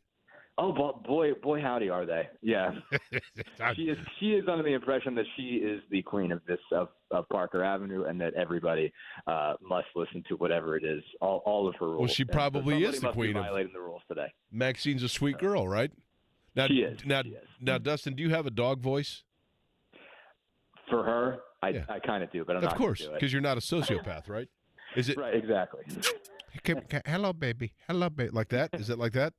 Not quite. Okay. Not quite. It's higher, but yeah. Okay, fair enough. Hey, can Benedict Mathurin, Dustin Dopirak of the Indianapolis Stars, our guest, talking about the Pacers. Let's just say, for the sake of argument, that Benedict Mathurin now does kind of inherit the mantle of like one of your main offensive scoring pieces. Not that he hasn't always been, but without Haliburton on the floor. Can he be a leading scorer type player without your offense kind of grinding down to have to go through him? And I don't mean that as a knock on him, but does that make sense what I'm asking? 100%. Yeah. No, it's exactly what, I think it's exactly the question of how, and I think he's getting better at it. But I think to your point, it's because when you have Haliburton on the floor, the ball moves so fast. And Haliburton, Mathurin can be a guy who likes to get somebody in isolation and, take a couple crossover dribbles and then attack you. But take his time and say, okay, like, how am I going to take this guy one-on-one? And it's not that it becomes, it's not James Harden-esque. Like, it's not that much of a pounded, 6 or 7 times before you're finally going to go at the guy and step back and whatnot. But ultimately, he's got a lot of one-on-one skill and he knows it. And so he wants to see what he can do with that. And it's different to, just when you're playing with Haliburton, you're kind of cutting and moving and trying to get in space. And Haliburton's thing with Mathurin is to try to get him to more frequently be ready to catch and shoot. He said, he likes to dribble sometimes. He likes to kind of take one at least. And it's just like, no, I want you to, I put you there. I got you the ball right there. Take it. And so he's been pushing him. I think Haliburton even said, I've been annoying him sometimes. But he started to get better there. But I mean, I think that is a key question, because it's just if Mathurin, if you ultimately need Mathurin to be your number 2 guy, and you need him to be your number 2 guy in such a way that you could put him on the floor with Haliburton, and that the situation is that if you double Haliburton, if you bring all these blitzes, Mathurin is going to burn you for 35, 40. Then he has to also be able to prove that he can play when Haliburton gets to play the way he wants to play. He's got to be able to score both when it's being played at Haliburton's pace and as the guy that has to take over when Haliburton is being taken out of the game by all that other team's resources. So I think it's another area where you get to find out a little bit about him. He's certainly going to be in a case where, presumably, late in games, if they're close like they were, last night, they're going to try to get him the ball. I mean, he has a lot of opportunity to grow into this position. And so, again, I think you're seeing some strides, and they're slow. They're not happening fast all the time. And there's certainly games where he kind of disappears. And there are certain games when he takes too many shots and struggles or whatever. But I think that's one of the questions you're asking. Yeah, I have the exact same question, because it's like he is, as Rick Carlisle came out and mentioned, he's like the one guy who can, other than Haliburton, who can create his own shot all the time. That that whenever he wants to, he can get his at any level. Whereas like obviously McConnell can get his specific shot, and Buddy can kind of get his specific shots. Mathurin has kind of a wider array of spots that he can get to where he can get open on the floor or get some space on the floor. But does that ultimately jive with Haliburton? Can he only be effective, with this group if he's coming off the bench and he's playing in a second unit scenario? All of these things you have to find out as you're thinking about building your roster for the future. And so he's still one of the biggest questions they have to ask, and they have to figure out what else is it they need as they try to build in a couple years towards being a team that can compete for a title. Does Maxine have like neighborhood friends or like play dates or anything like that? Dog park friends? Yeah, I mean, yes, not so much in the neighborhood, but she's got, she's got cousins, in a manner of speaking. Right, so she's not. Basically, my wife's friends, several of them have dogs that she hangs out with from time to time. Okay. And who does she hang out with? Do we know the names of some of the other dogs she's been like? Are there other dogs that are bad influences on Maxine that you'd say, well, I don't. We'd rather not Maxine hang out over there. She's a nice girl, but anybody that rubs you the wrong way? She has a long-term rivalry with a Boston Terrier named Wilson. Yeah, is Wilson a bad influence? Trying to get her to drink, smoke, that kind of thing. Not a bad influence, because Maxine ain't taking it. Just she ain't, she isn't down with any of Wilson's BS. But Wilson's entertaining. Okay. Wilson is one of the greatest dog athletes I've ever seen. He's ornery as all get out. He would try to fight every bigger dog there is. So Wilson is the TJ McConnell of the neighborhood, is what we're getting at here, right? In a manner of speaking, yes. Yeah, okay. He absolutely is. Okay, I like that. That's for sure. Very good. All right, Dustin, we appreciate the time as always. I know you're busy with the, just kind of keeping tabs on the Haliburton thing, and we'll watch to see when Haliburton does return, but I know it's been kind of a busy last 24 hours. So certainly appreciate the time today, and give Maxine our best. Will do. Thanks so much for having me. I appreciate it. Now, Jimmy, do you have a dog? 2 dogs. And the dogs' names are? Judge and Riggs. And Judge is what kind of dog? Judge is a miniature golden doodle. And then Riggs is? A miniature dachshund. Oh, okay, yeah. A wiener dog is their more common. Now, wait a minute. Have we not had this discussion? Maybe we have, and I apologize because I'm getting old. I was one of the, along with Lindsay Monroe from Channel 13. I mean, we co-MC every year the Wiener Dog races at Oktoberfest. I think we briefly did, because we mentioned not been an entry? Not to that one. We gave a starter race, got to feel it out, at shout out to Beer Brewery in Carmel. They had a Wiener Dog race over that same stretch of holiday play. So, And how did Riggs do? nah, not great. Riggs is a lover, not a fighter / runner. Okay, fair enough. Eddie, are you a pet owner? I am of 3. 3, okay. 3. We have a cat, as you know. Okay, and your cat's name? Well, see, that's the problem. We initially named him Simba, and then lived in like Simba. So then we changed it to Stark. She doesn't really care for Stark, so we just call it the cat. Okay. We have 2 dogs. We have Joey and Yogi. Oh, you have a Joey also. Yes, Joey is a mini Australian Shepherd cattle dog mixture. Okay. He is the devil. He'll love it when I bring the Vegemite for you. Yeah. Oh yeah. He is the devil between the 2 of them. Yogi is a corgi. Okay, and do the 2 of them get along? Yes. Do you think that they might be in cahoots for things when you go to sleep and stuff like that at night? No, when because you're home alone. No, because when neither one of us are home, Joey goes in the crate. Yogi can free roam because Yogi's just a good boy. Joey likes to get into things and be destructive. But when I'm home and I'm asleep, usually Joey's sleeping between my legs. Okay, now what about the cat? How does he get along with the 2 dogs? Oh, he gets along great. Really? Yeah, he'll play with them all the time and harass them. Yeah. Okay, now of the 2 that you have, now you got the 2 dogs where, Jimmy? We purchased both Judge and Riggs. Okay. Got them from breeders. Eddie? Same. Neither of you guys rescued a dog? So the first dog that I ever had as a kid, shout out to Darlin, R.I.P. She was a little beagle mix, and we got her from the Humane Society, and I loved her to death, salt of the earth. But I grew up with doodles as well, and the first dog I wanted out of college or whatever I could buy was a rescue. Correct. Yes. Okay. That said, yes, you should. The cat was a always rescue. adopt. Okay. She rescued the cat when she used to work in Fort Wayne. From just like the street or from a shelter? From a shelter. Okay, that's cool. Fair enough. Now, you only have Boo, correct? Correct. And then Shannon has a cat and a dog? Shannon has 2 dogs. Okay. We have Joey, who is a pug mix, and then Kobe, who is a golden retriever. High energy Kobe. That Kobe, now see, here's the thing. The neighbor dog that lives behind, there's a fence that divides the 2, but Merle is the neighbor dog. Pretty sure that Merle might be on meth. And Kobe goes down there, and I think they do a few toots together, and then Kobe comes in the house, and it's Zoomy time out the wazoo. So you might end up seeing both of them on patrol live yeah, sometime. okay. All That's right. Yeah, they're like that Wilson fella. There's always that bad influence, right? Are you dealing with foot, knee, hip, or back?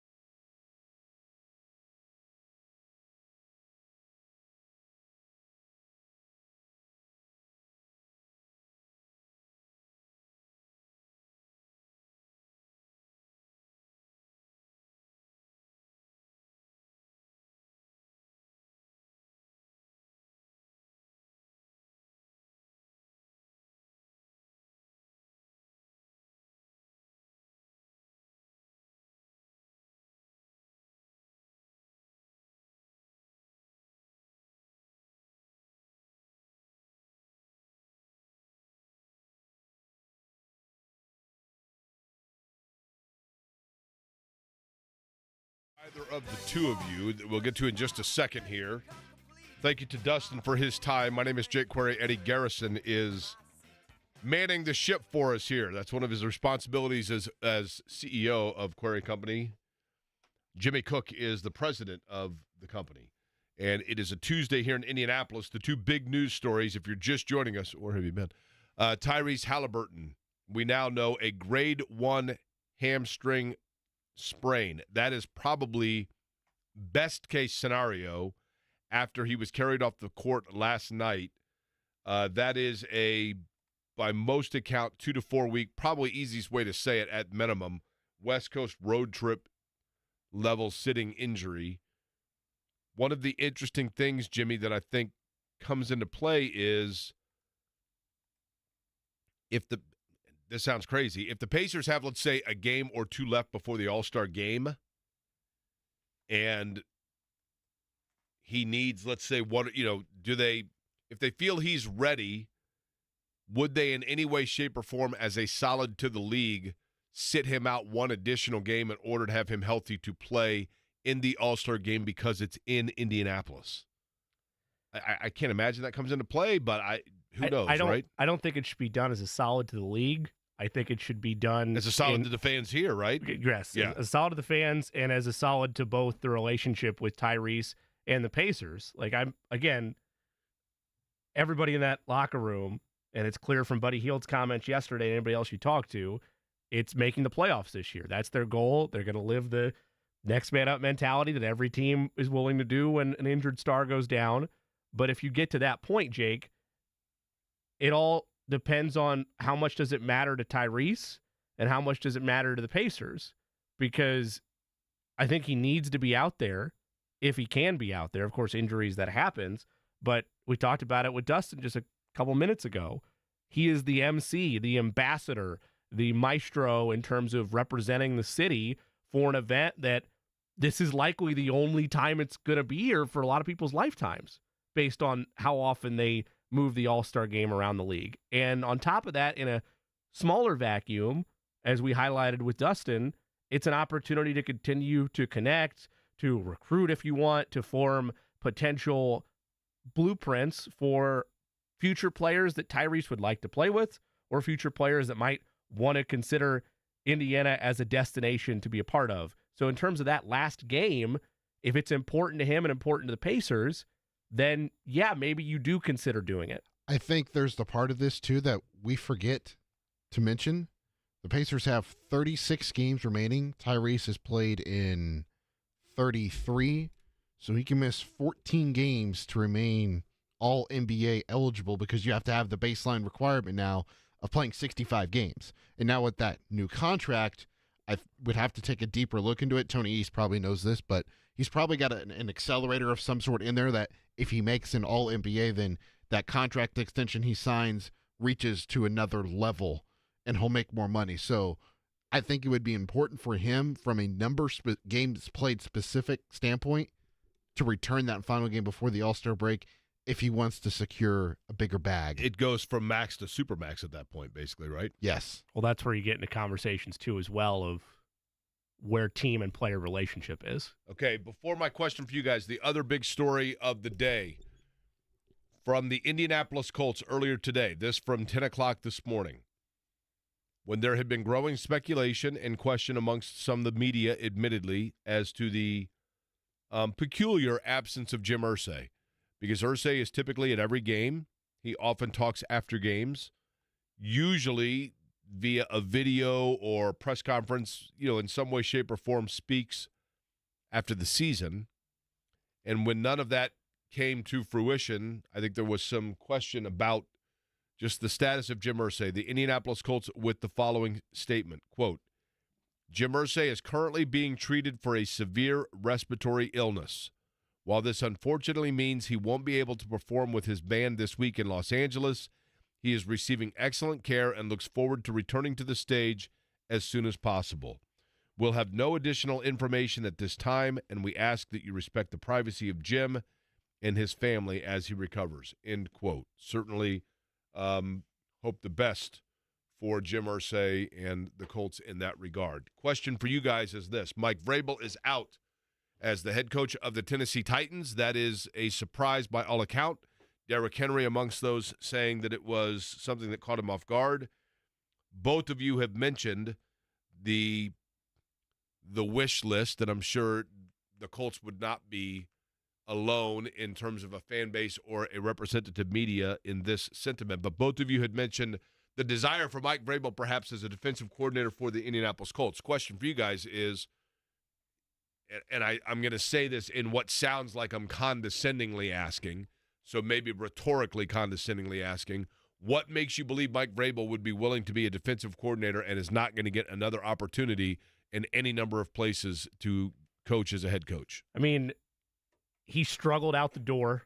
That's undoubtedly the case. You had a Titans team that was at one point a 1 seed. He had Coach of the Year honors. I think they went like 1-8 or 1-9, something like that, in division matchups the last 2 or 3 seasons, give or take.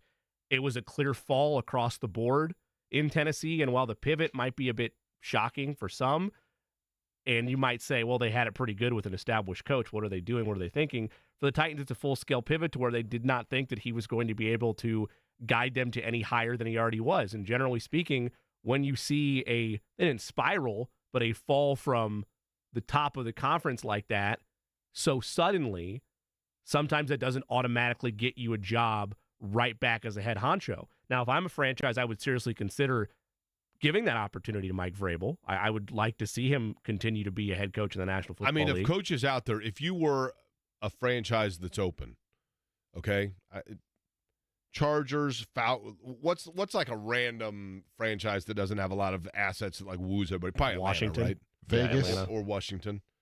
Well, you know what? I'm going to take Atlanta because Washington, they're kind of doing a total overhaul. Atlanta, there's questions about their quarterback. You're kind of starting from the bottom, right? And it's just kind of a whatever franchise, right?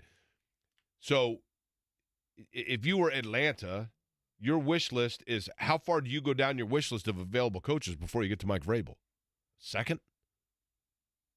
Probably second or third if you're including Harbaugh in there. I mean, even if we're putting prospective available coaches in there. I mean, I'm not certain I wouldn't take Vrabel over Belichick just based on age, right?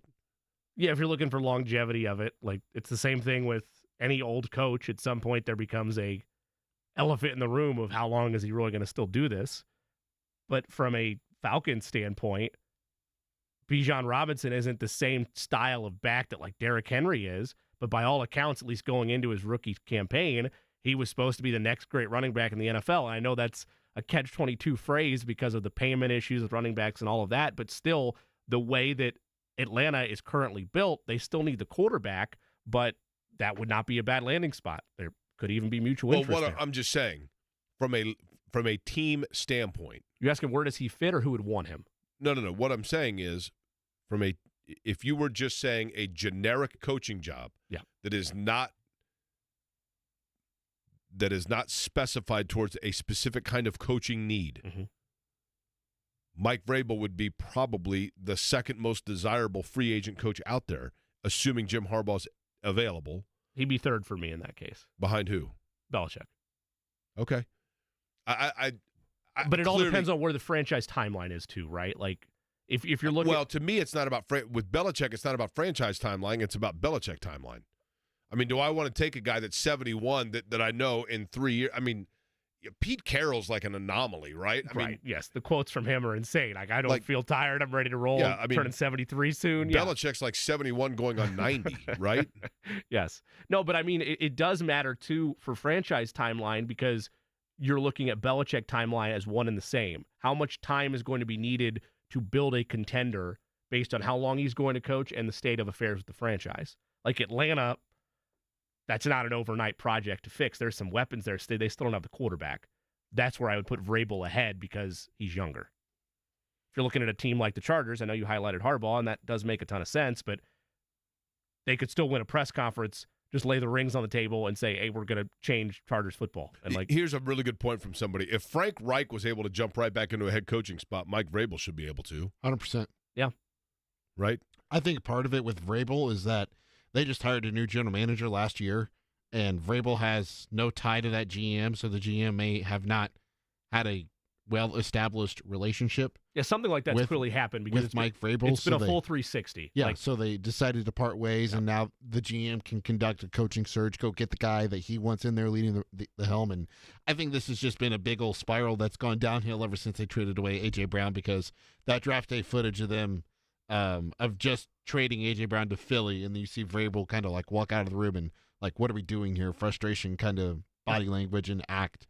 I think there's what ultimately led to this decision today. Well, correct me if I'm wrong, but that was not the same general manager that's there right now that made that decision. And if that's what the Titans based that on, in part, that's short-sighted on there because Vrabel did not want No, A.J. just in Brown terms to of be his gone. relationship with Sure, the front office. But I agree with your point, Eddie, about a general manager or at least another, I don't want to say bad actor, but somebody that would twist the tide of ownership, because as recently as a couple months ago, they're talking about Mike Vrabel as like a steady hand and someone they still want to build around, at least from all the reports that are coming out today. So, the A.J. Brown trade, you forget about that. Like, that's one of those that, in hindsight, like at the time you thought, well, this guy clearly was just like a total malcontent. He must have been a major problem. Oh, wait, when Ryan Tannehill isn't throwing him the ball, he's good? Wow, and this is it's crazy. like, holy cow, like, he's a game changer elsewhere, right? Yes. Totally a game changer. By the way, we were talking earlier about good boys and girls. You had mentioned again, and what were the names for yours again, Eddie? Joey and Yogi. Joey and Yogi. Okay, how about a happy birthday to Cassidy? Cassidy, Canada. Sweet little beagle rescue. Today is her first birthday. Happy birthday, Cassidy. How about that? Monday was Yogi's birthday. Really? Yeah. What'd you do? Nothing. No Chuck E. Cheese, nothing? Nothing. No extra treats? No, sorry, it was Sunday. No extra treats? No toy? Nothing? Yeah, So here's the problem. They're both very possessive over everything. So if we give Yogi something, we have to give Joey something. Well, sure. I mean, didn't you? It's not Joey's day. It's Yogi's day. Eddie, did you go to birthday parties when you were a kid? I did. Okay. When you went to birthday parties as a kid, weren't there party favors? Yes. Did everybody get cake or just the person whose birthday it was? Well, duh, but So I it's get Yogi's presents. birthday, then Joey gets a party favor. Okay, right? but he's not. If the present is for Yogi, Joey's going to get jealous.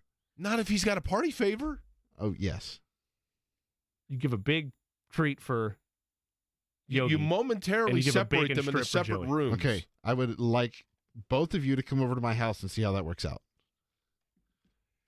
Well, you give them both a treat. Eddie, do you Again, let me ask this: Do you know the birthday of the dogs, or do you just make up the birthday? No, we know them because we got the adoption papers. I had to make up a birthday. Oh. So, for what that's worth, May 10th. Nice. Yeah. Any reason, or just throw a dart? I actually, do you want to know? Okay, my name is Jake Query. That is correct. I'm a sports radio host in Indianapolis, Indiana, and I'm about to make the following confession. I adopted a cat from the Humane Society, and I had never owned a cat before other than, like, as a family. We had a cat when I was a kid growing up. And he really is a cool dude. And then I realized that he needed a birthday. They didn't know his birthday because he'd been the longest tenured resident of said hotel. And so one day when he was sitting on my lap, cats do the thing where they lower their head, and it's called bunting, where they kind of bump their head into you. So I said, Boo, we need to figure out your birthday. I'm going to say a month, and when I hit the month that you want as your birthday, then you bunt me. And we got to May, and then boom, he bunted me. I said, okay. And then we started over, and I started counting 1 to 31, and when I got to 10, he bunted me. I said, there you go. That's awesome. May 10th. I love it. So his birthday is May the 10th, and believe you me, boys, it will be a party. You'll be right around. I mean, the month of May is great anyway, right? You got the mini marathon. You got the IndyCar Grand Prix. You got the Indianapolis 500. You got qualifying days, practice days, all of it, carb day. I heard rumors, May 10th is a Friday this year. I've heard rumors that there's going to be just a live cam on Boo. It's going to be like via Zoom the whole time during Querying Company That's right. on May 10th. I'm guessing he'll probably be asleep for the vast majority of it. Yep. You know, the other thing that's weird, he's oddly unaffected by catnip. I mean, like, every once in a while, a catnip toy, he'll go crazy. But otherwise, Eddie's looking at I'll reserve my comment. Huh? I will reserve my comment. Go ahead. was going to say, I think your cat may be a former drug addict. you think that's it? Yeah. Do you think that's how he ended up in the shelter Yes. to begin with? Yep. So what you're saying? No. So what you're saying is I am like trying to bring him back to the dark side, and he is just showing his will. Yeah. Okay. That's entirely possible. Although I have started to find small lighters around the house, which are a little bit. Stephen Holder going to join us at 2:00, and we will talk about this situation, not just with the Colts season coming to an end, but the news today about Jim Irsay. We'll get to that coming up here, top of the hour. You're listening to Query & Company, 93.5, 107.5 The Fan. Do you need furnace or heat pump service?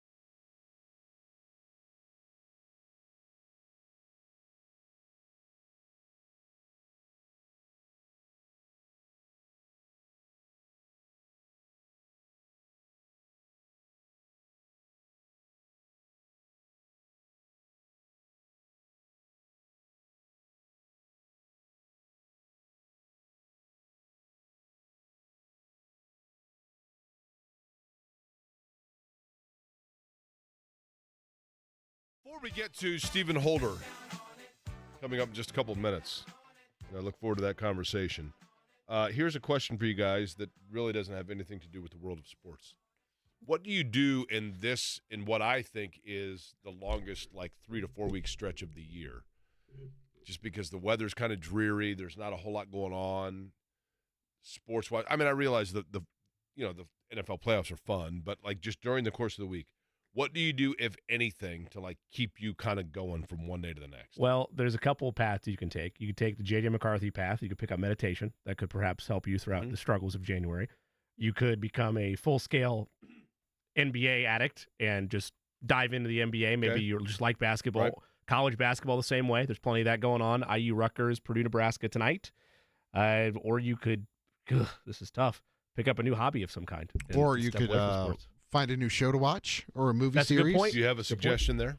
No, I don't, unfortunately. There's a here comes the nerd in me. There's a new Marvel series called Echo that's coming out tonight. All 5 episodes are dropping, so it's going to be a more darker take on a Disney based show.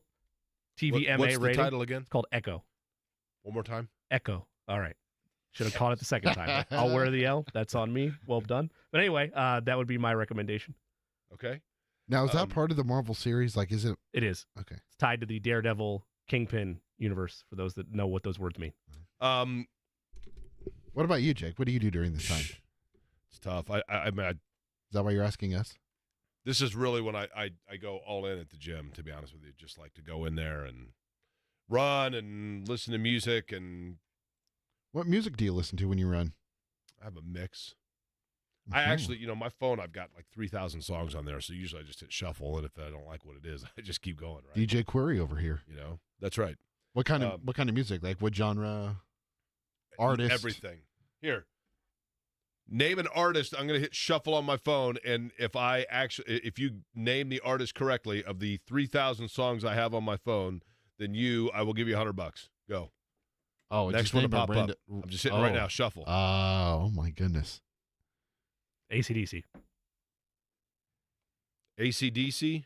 Okay. I'll go Poison. Oh, nice.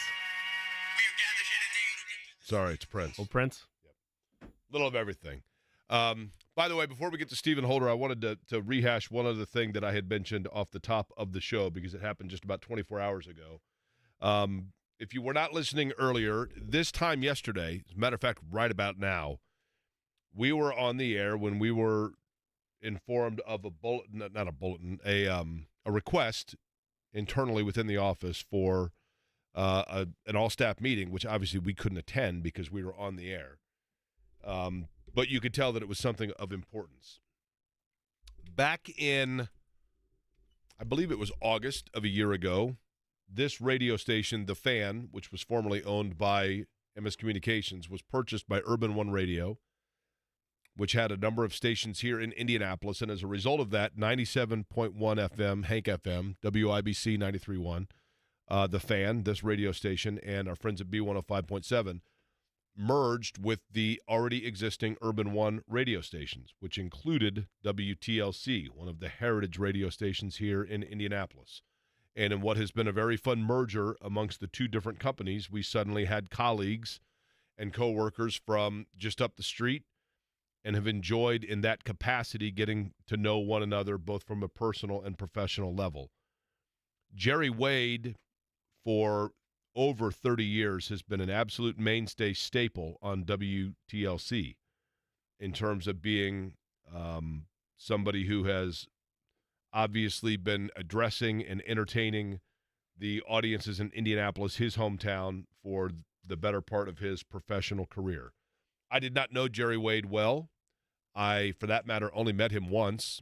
And in that capacity where I met him was right around the time of those mergers. My friend, Emily Longnecker, who was a mutual friend with Jerry Wade, called me up and said, "Hey, Jake, do you want to come out? My friend Jerry does a Friday dance party at the Quality Life Adult Center on the east side of Indianapolis." And that is a center for senior citizens and people with anything from physical disabilities to, some of them having an intellectual disability, but an adult daycare center where people can go and just, get different services that they need and enjoy life at the same time. And Jerry Wade on Fridays would go and do a Friday dance party and DJ it for these folks. And so I was invited by Emily to go out and do it. So I went, and I knew of Jerry in terms of his being a staple within the Indianapolis media market, but I had never met him. But we kind of joked that we were, newfound coworkers at that time. But beyond that, when I met him, he was one of those people that immediately when you meet him, he acted as though he and I had grown up together. He had an infectious smile and warmth about him that, to me, I'm not speaking about necessarily in the way it made me feel in that moment, but rather the way that it made the people who were getting the services at the Quality Life Adult Center, the way it made them feel. And it was the ultimate gift of humanity that I was witnessing before me, because he knew every one of those people that were dancing, who were letting all of their worries go by the wayside while they were enjoying the music that he was playing, the requests that he was fulfilling, and the encouragement that he was giving with the microphone while he was allowing this dance party to take place. And it was a truly, truly wonderful gift to witness. And later I found out that Jerry, aside from his radio job, was actually going into the Quality Life Adult Center every single day as he became the director of all of the events that they would have Monday through Friday for the enjoyment, the fulfillment, and the reward of all of those people that were benefiting from Jerry, their friend. And there are so many people that get into television and radio, and they do so because they want to spotlight themselves. They want to empower themselves. And then there are those that do it because they want to spotlight and empower a city or a people that they feel need to be championed. And that's what Jerry Wade did for the people of Indianapolis. He was a staple within urban radio. He was an icon, certainly within the African-American community in Indianapolis, but more so just the city of Indianapolis itself, by using his platform, using his microphone to shed light on the betterment of the people that benefited from his talent and his smile and his warmth. That is the ultimate gift of this profession. It is the ultimate gift to this profession, and in my opinion, it's the ultimate responsibility of this profession, of which so very few do it, and certainly none, I don't think, could do it better than the way Jerry did. Yesterday's announcement came to us that he had passed away. He passed away peacefully, but he leaves behind a legacy that all of us should aspire towards, and that is making his city a better place, and notably, when one passes, having those that are left to mourn you oftentimes be those that people didn't even realize the connection and the impact that he had on their lives. And Jerry Wade, each day for the last 40 years that he was a staple of the airwaves in Indianapolis, did it to a point that we should all aspire both on and off a microphone, and did so as the ultimate testament to why hopefully all of us do what we do for a living, and will continue to try to do to even a percentage of the professionalism and the grace in which he did it. He will be missed by this city for a very, very long time. Stephen Holder joins us next. The Wake Up Call with KBNN.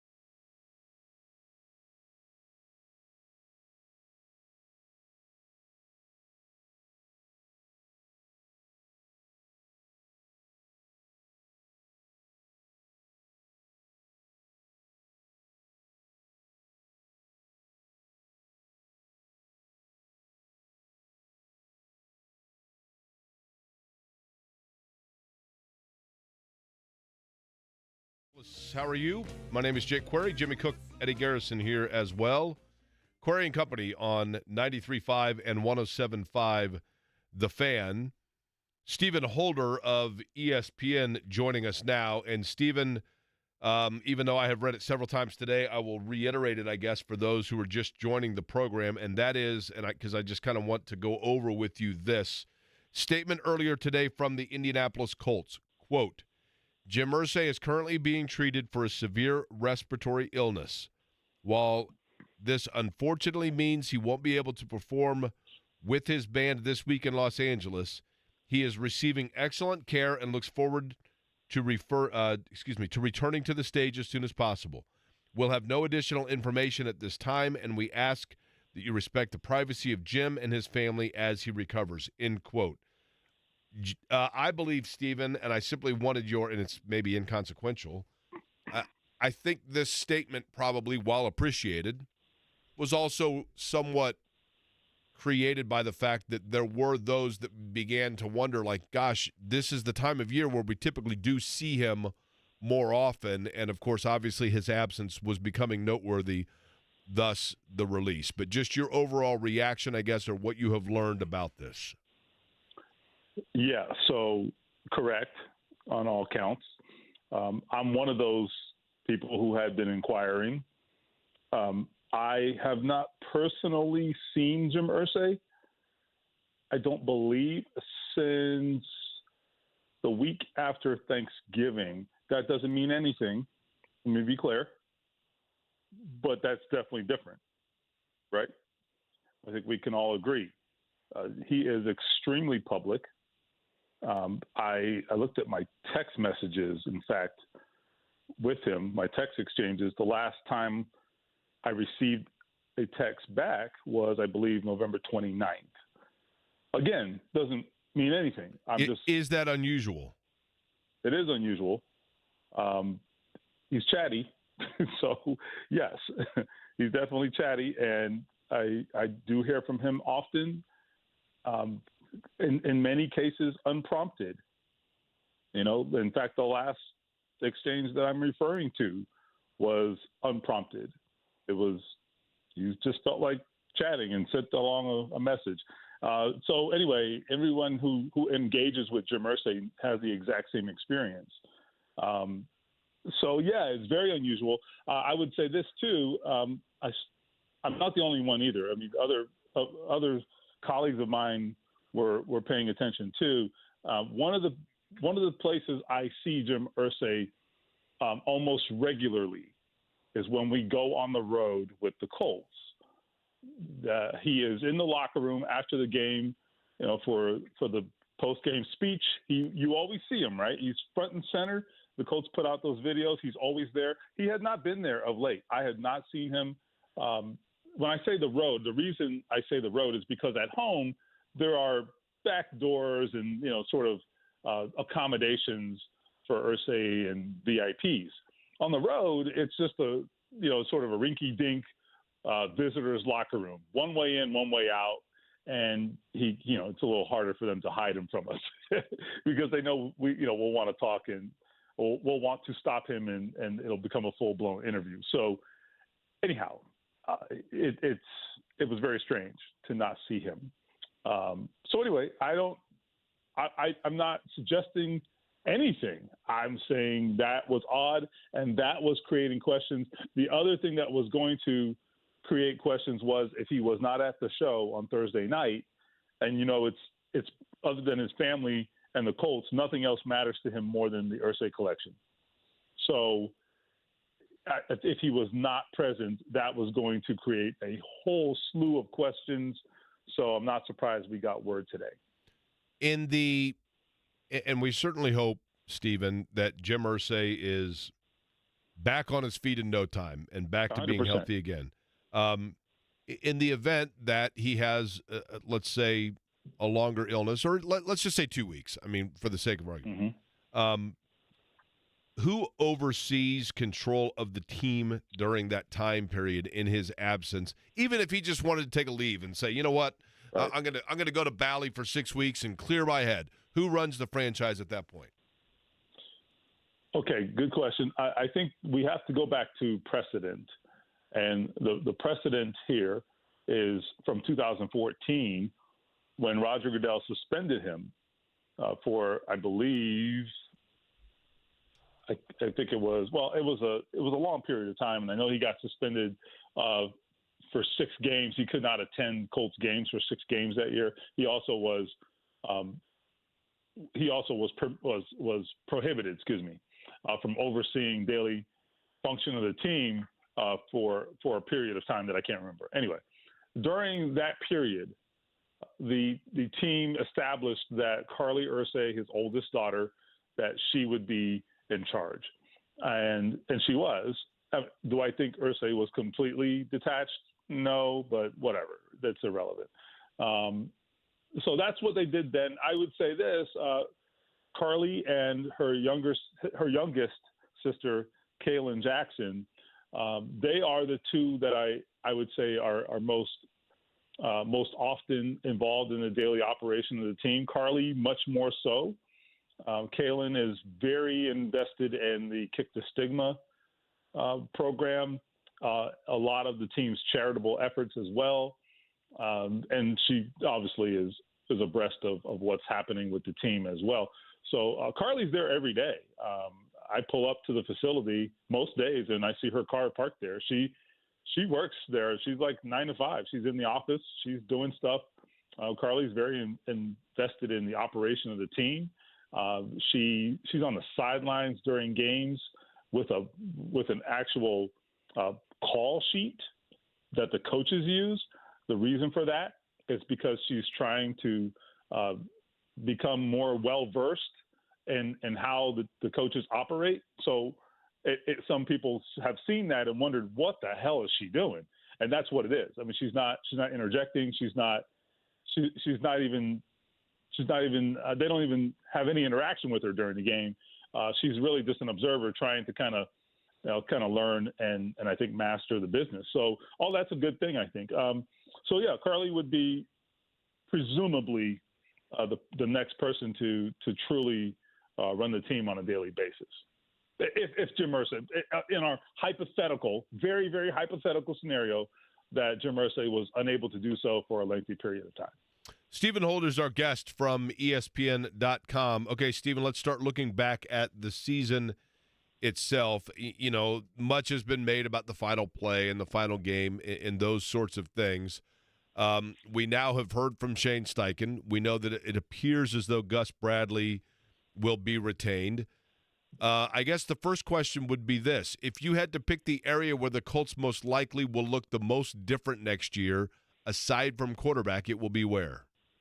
I like that. Wait, before we go on, I want to interject with one thing. I didn't want to do this when we were talking about much more serious matters, but this is funny. I got in my car to pick up some groceries earlier. You guys were on when I turned the ignition on. The station was on. So I listened for the first few minutes, and as soon as I turned it on, I heard a reference to Marty Blake, and it brought like such joy to my heart. And I also wondered, do your colleagues in the studio know who the hell Marty Blake even is? Zero question. No question. We'll ask them. No idea. No Eddie? Nope. What was the name? I'm sorry, I wasn't paying attention. Marty Blake. Nope. You mentioned it during, what was it, like a video game rant or something? I didn't know the context. I think that's right. I was talking about how when you do iRacing, you get people that think it's Monaco, and I said it's like when you play pickup ball and you're like, guys, Marty Blake's not walking through that door. Right. I love that. Half your listeners don't know who the hell that is. Okay, how about this? I got the Patino reference involved there, though. Marty McFly. Are you familiar with Marty McFly? I am familiar with Marty McFly. Eddie, yes. Marty McFly? Yes. Yes. Okay. So we at least brought him back up to the future here, or the present. 88 right, miles Stephen? an hour, baby. Let's roll. Let's do it. That's right.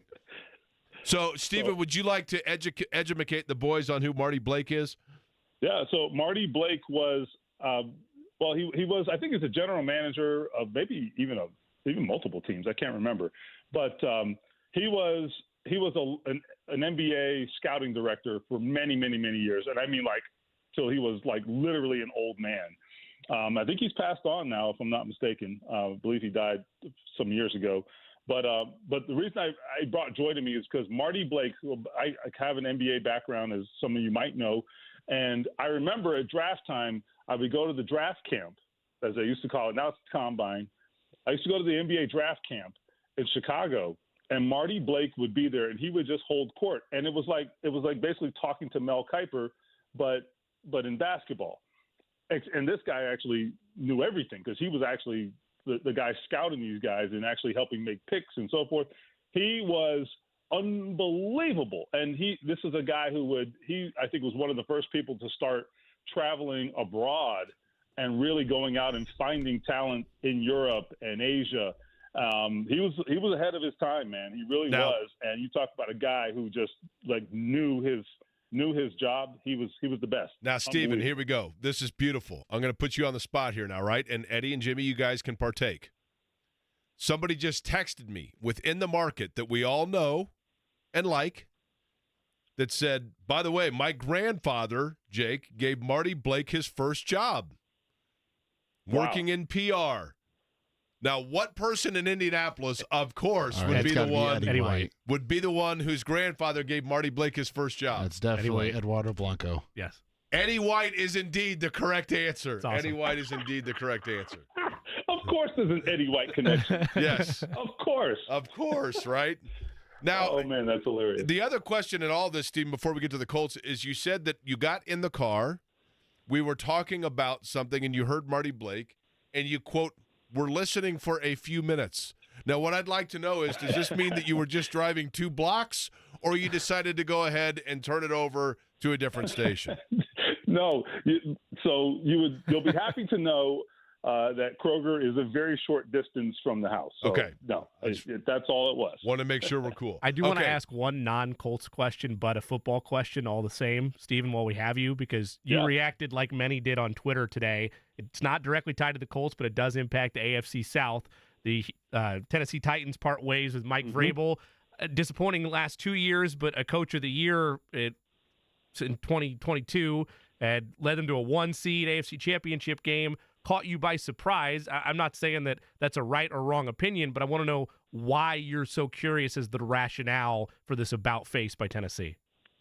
Yeah, I mean, I think that they've been in a tough spot as a franchise the last couple of years, and I don't think it's through any fault of his own. If you go back to of Mike Vrabel, that is, you go back to the A.J. Brown trade, all indications and all of the reporting around that was that Vrabel was pissed about that. Like, he didn't do it. He was the guy saying, "Are we crazy?" And he's been vindicated on that decision for sure. And I just think he has done more, I think, with less truly elite, talent at quarterback and skill positions outside of Derrick Henry, who is great, obviously. And I think you saw that on Sunday. Derrick Henry, I mean, what a great game still at this age. But anyhow, their entire offense has been Derrick Henry and just a bunch of guys. And so, yes, and especially after trading A.J. Brown. So I just think that he has instilled a toughness in that team that has carried them for years. It's a disposition. They had talent, and they do have talent, but I think more than anything, they're a team that took on the demeanor of their coach. I mean, we watched Mike Vrabel play years ago, and I see those thumbprints all over his team. And I can tell you, we were just talking about Jim Irsay. There is no coach outside of his own that Jim Irsay has admired more over the years than Mike Vrabel. Like, he is infatuated with Mike Vrabel. And I get it. I mean, there really is something to his teams. Now, again, there is some truth to maybe evolving and maybe his teams needed to be a little bit more cutting edge. I don't know. But I also don't know that would have worked because of the personnel that they had. So anyway, I wasn't totally caught off guard because there was buzz. And we were starting to hear that. I know Adam Schefter reported in recent days that there was some instability there. But this looks like the owner made the call. She's on record saying this was her decision. So very interesting to see where this goes. And obviously there's the New England rumor and all that. So it's a fascinating situation. And I would assume that head coach will still be his next move as opposed to a I have no doubt. I have no doubt. Okay, Steven, so back to the Colts. The area that you think they might look the most different, not named quarterback, is where? Yeah, so I'm guessing, and maybe this is wishful thinking, I have to think it's in the secondary. You know, it's interesting. Last year, Chris Ballard, they were terrible last year. Okay, there's no question about it. But to his credit, he saw a young secondary and a secondary that didn't have a ton of depth. And so what did he do? He went out and he sort of shored that up by signing Stephon Gilmore and bringing in guys like Rodney McLeod, you know, a veteran safety who I thought was great for them last year.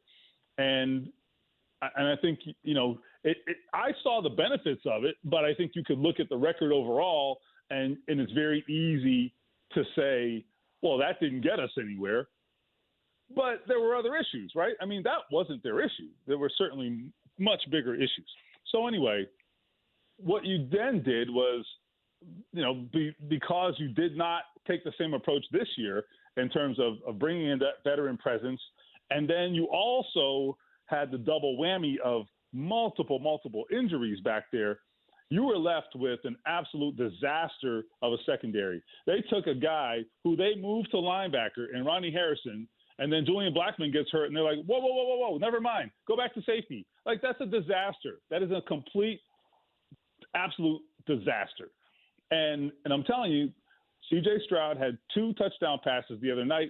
Both of them involved mistakes in coverage. What else do we need to say, right?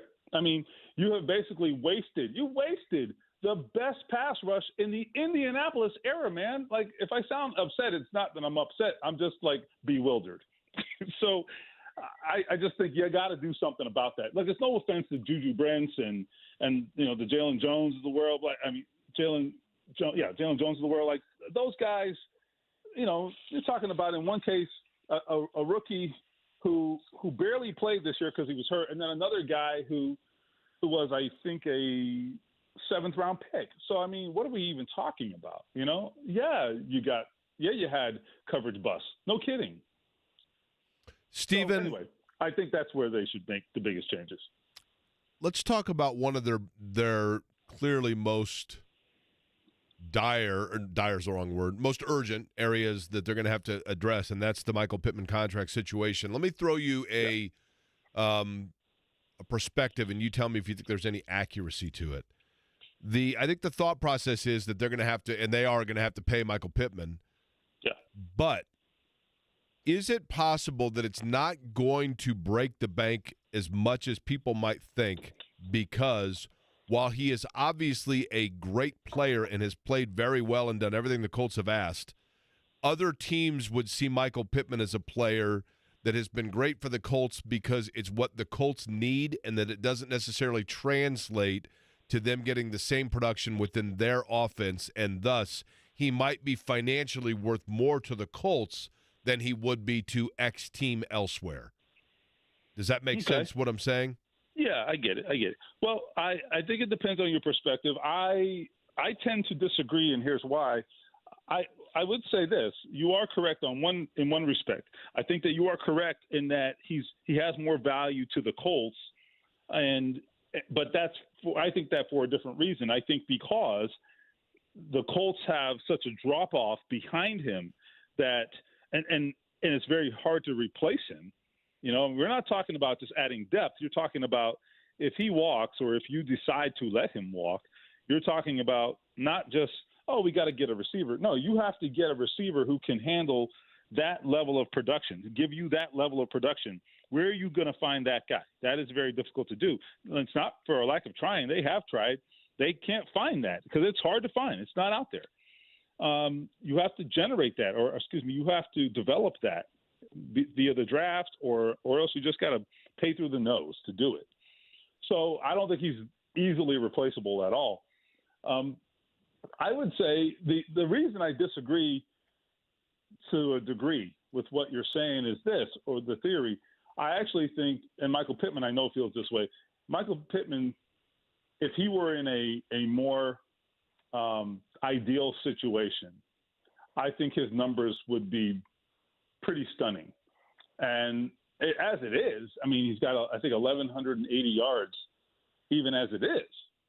But I think one of the things that didn't happen this year was I think he lost out on a lot of yards after catch that could have been at his disposal, could have been there for him. And that happened because of what we saw on fourth down the other night, which is the quarterback being off target.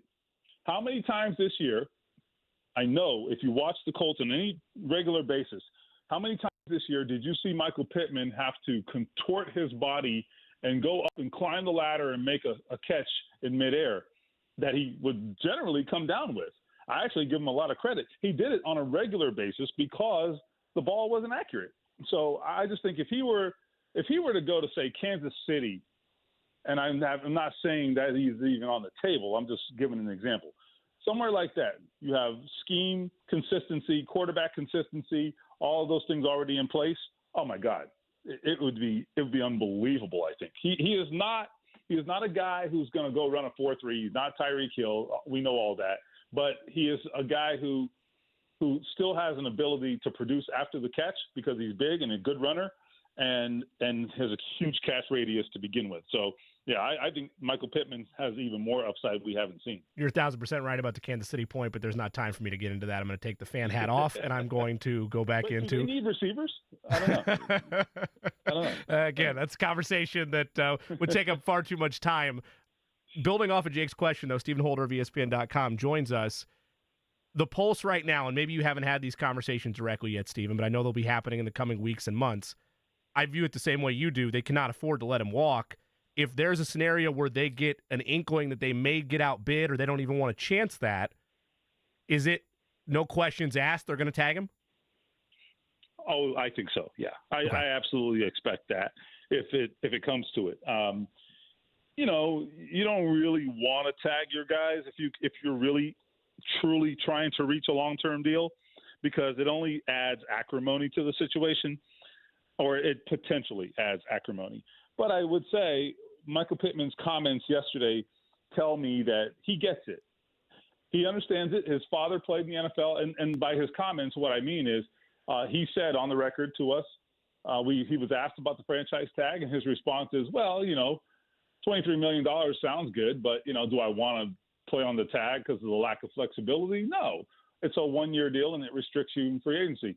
But he said, but it can also be a launching pad to, allow you to continue negotiating. And so my reaction to that is I'm actually fine negotiating with a guy like Michael Pittman, who is business savvy, who understands it. He's unemotional about it, right? I think sometimes contract negotiations get so emotional. We saw that with Jonathan Taylor this year.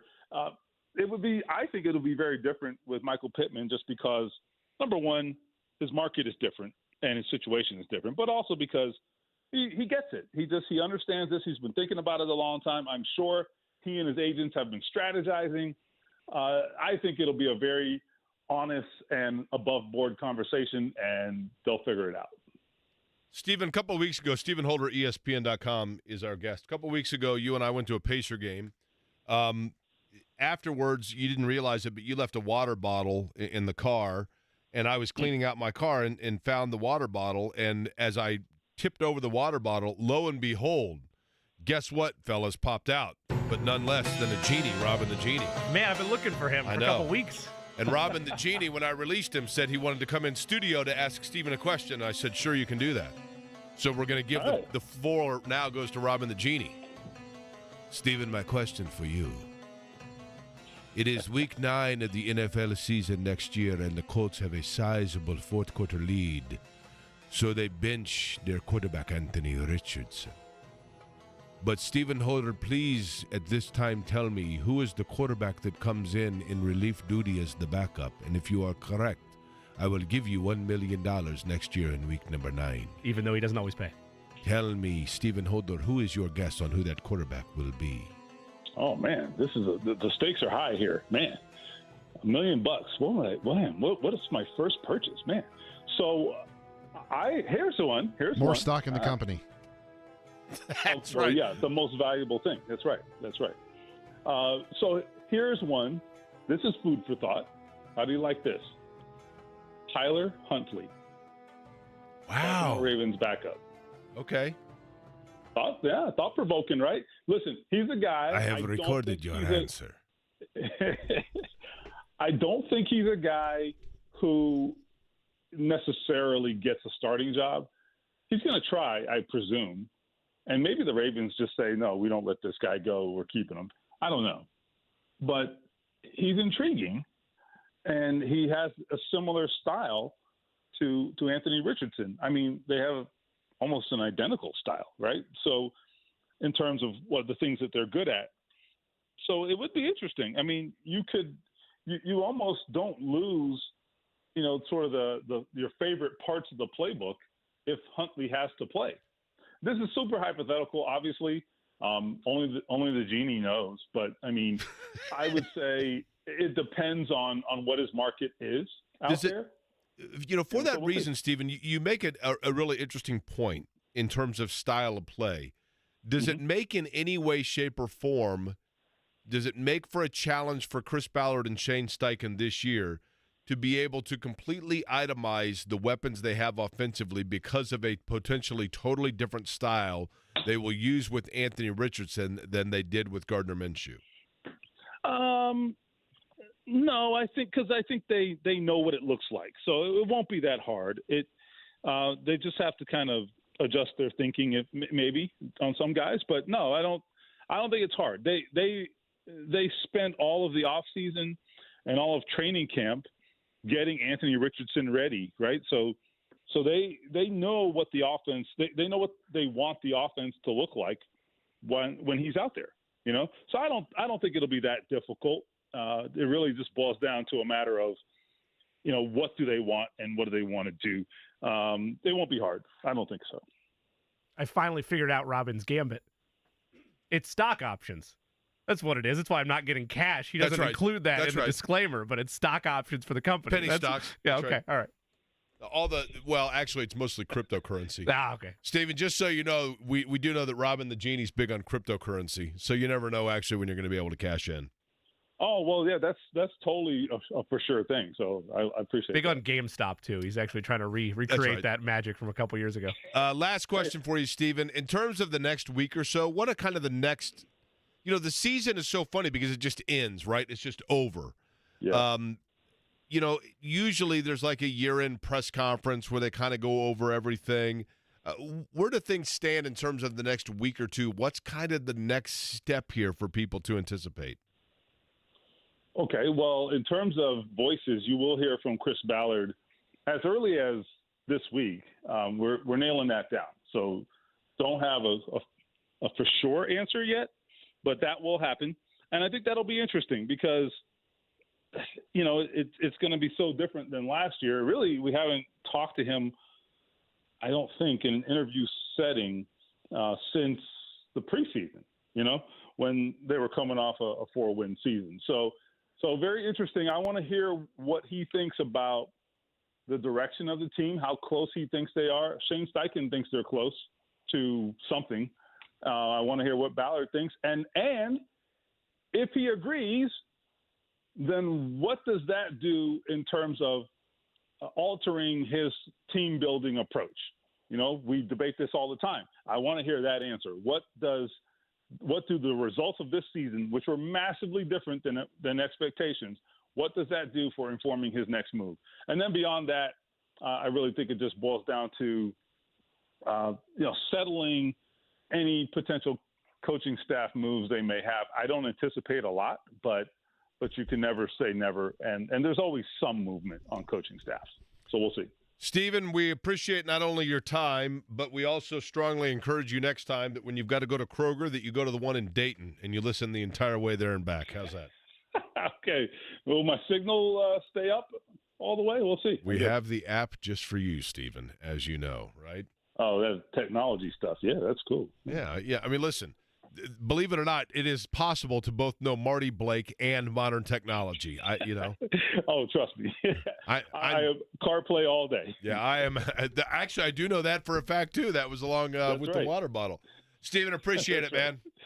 See you guys. All right, Stephen Holder, ESPN .com. Steven's got a nice ride, by the way. So I lied, actually. I didn't drive. He drove. And then the water bottle was his, though. But he does have a nice car. And then, but still, nothing beats the time. The last time that I drove for a Pacer game with Steven, Shannon was with us, and she ended up driving my car home because as we were leaving the field house, I got word that Too Short was playing at the Vogue. And I'm like, we're going straight to the Vogue, straight to the Too Short concert. And Shannon's like, well, I don't want to go to Too Short. And I go, fine. Then we're going to drive there. You're going to drop us off, take my car home, and then we'll Uber, which we did. And it was Too Short didn't necessarily do a show. He more just kind of stood up there and told stories and occasionally rapped them. But it was nostalgically awesome. Nostalgically awesome. Pacer news, if you have not heard it, we will get you caught up on that. We'll do it on the other side here on a Tuesday edition of Query and Company, 93.5, 107.5 The Fan. The Indy Golf Expo is back.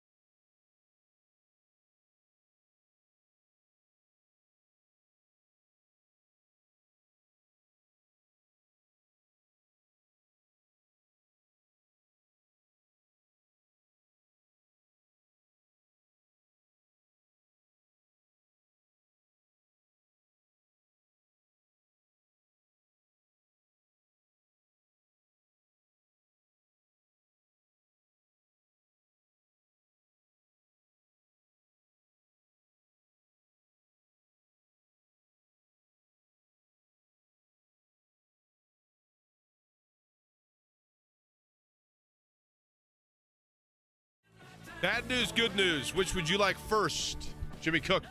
Bad news or the good news? Give me the bad first. Get out of the way.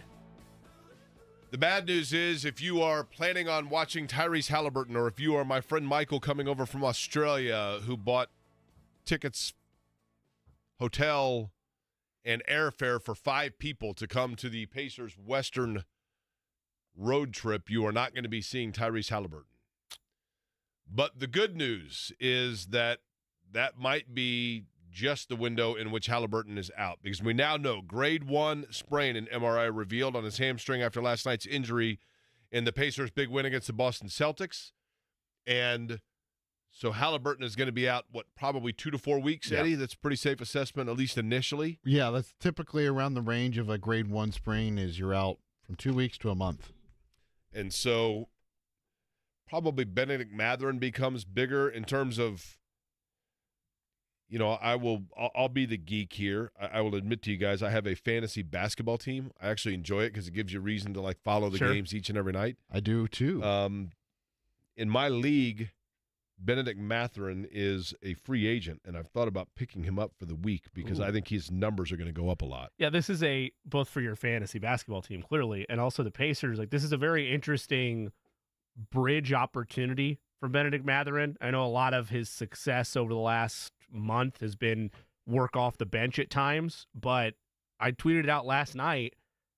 He wasn't the only cog that helped push the Pacers over the finish line against the Celtics, but he was every bit at spurts over the last month, and especially against Boston last night, the player I thought they drafted him to be, which is a confident scorer, somebody that's not afraid to drive the paint when needed. He's improved his passing a tremendous amount.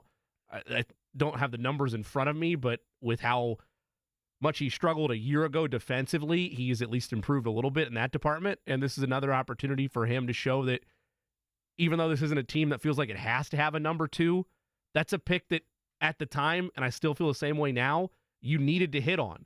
You need that to be a piece with this being a smaller market that is a confident second Robin, whatever you want to phrase it, to Tyrese Haliburton moving forward, and he's taken big strides so far this year.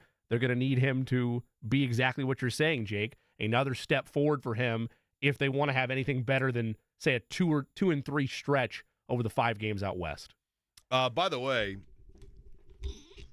I don't know if it's 93.5 or 107.5, but of course, if you can't hear me, you can't know which one to switch over to, but apparently we're having issue on our frequencies. So if you're listening to us on the app, we appreciate it. Or on YouTube, let us know. Facebook. Or on YouTube. X. Any of Twitter. the different platforms other than the airwaves, we are much appreciative of it. But, it feels like, Jimmy, that the Pacers have kind of this trap game with Washington, right? Because you're looking at the road trip and you're like, Washington, who takes Washington seriously, right? And that vibe around the Wizards and the Pacers only popped up because of how bad they looked on the road in Washington. You go back to opening night, you're not going to necessarily crown the Pacers Eastern Conference champions or anything after that matchup, but they looked brilliant to open the season, in part because Washington is a rollover team. Nobody really takes the Wizards in this current form seriously. And then you have the stumbling and the just head-scratching play on the road in Washington, and all of a sudden it's is this a team they're going to struggle with, or are they going to be able to close out, take care of business, and coast to a victory before you take that long road trip? The situation last night, were you at the game? I was.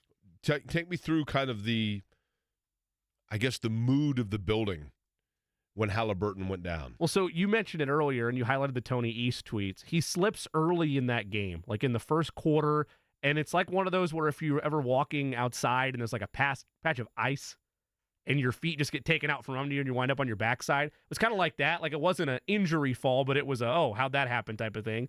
And, of course, Tyrese was frustrated because it led to a turnover, and I think it led to a Celtics basket. Then you fast forward to later in the second quarter, and it happens again.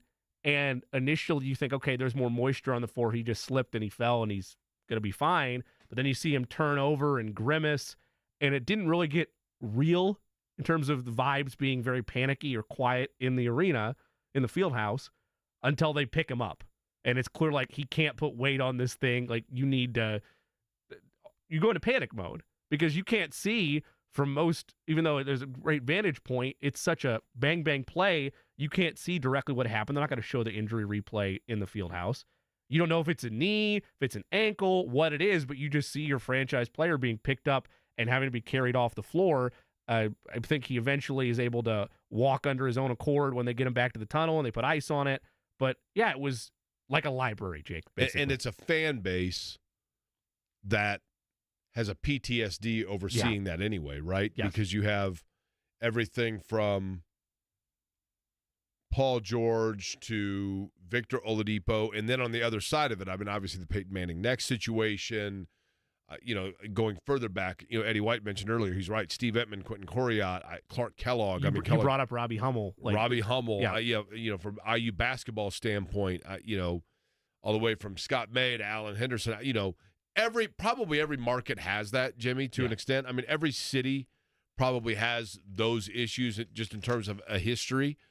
But it does feel like with this franchise in the last, 10 years, decade, the Paul George one's interesting because people are like, oh, man. But what we forget is the Paul George came back from that and came back probably even like a better player, but it was the fact that it was right when he had crossed through the barrier of like local player into this like budding national star, and it's like, holy cow, we've thirsted so long to get a franchise guy, and now and it's this guy that I remember Kevin Lee and I in the Colts locker room one time after George's rookie year talking, and we were talking about Paul George, and we're like, yeah, he's just a guy. I mean, I think there were high praise about him, but he's just, I think we're finding out he's just a guy. And then a year later, Kevin Lee and I are both like, yeah, we could not have been more wrong because he's an elite level player. But to have that grow right before your very eyes and then see him get hurt.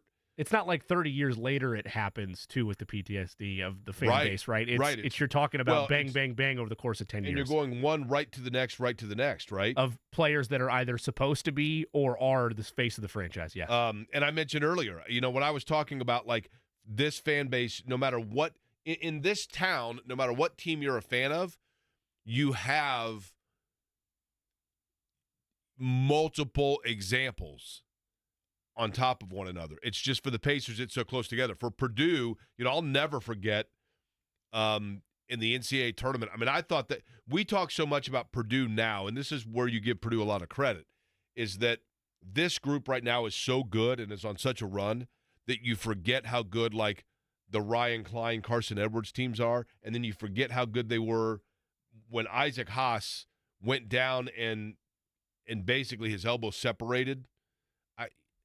You still wonder what could happen with that team because that team was so centered through what he could do. And then I mentioned, like, with Indiana, there have been those teams where injuries have come into play. But for this particular franchise, from Paul George and then into Oladipo, and Oladipo's, I think, clearly was precipitating the beginning of the end, unfortunately for him as a player.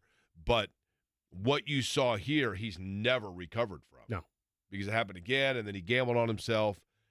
So with Haliburton, the good news is that was avoided. But you understand why we automatically just jump to worst-case scenario. Yeah, you're used to it to some extent here. And it's not a thing as a fault of anybody. It's just bad luck and bad timing. And thankfully, in this case, basketball gods or whatever you want to point to, it's just a strain. It's not something that could have been far more serious when you first see it happen in real time and you have that image of him being carried off the floor. The other thing, last night that we didn't talk about, I mean, this overshadows the fact it was a good win for the Pacers, and they needed to get a good stop in the end. I know that there's a lot of controversy about, I thought, at least on the television broadcast, that it looked like, in fact, Buddy Hield got a clean block on Jaylen Brown. I know. I love the fact that there's a conspiracy that the NBA and the officials favored the Pacers. I mean, I'm 51 years old. I never thought. Finally their turn. I never thought I'd live to see it. Mark Boyle said it last night. He's like, well, I guess this immediately dispels those of you that believe there's a conspiracy against the small market Indiana Pacers, right? Thank goodness. Him and Eddie Gill last night were both surprised that they overturned that call because they thought that Buddy Hield made contact with the head of Jaylen Brown. See, I didn't think so. I saw the replay. It looked all ball and then maybe a little bit of Jaylen Brown's head through the follow-through, but I don't know. I would too. Was surprised they overturned it.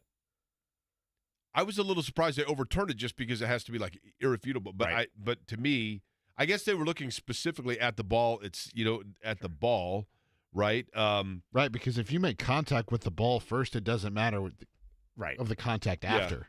Yeah, because then it's basically a loose ball at Correct. that point, right? Mhm. The decision at the end by Matherin, did he intentionally miss the free throw or just miss the free It throw? looked like intentional. in person that they had said to him to miss it.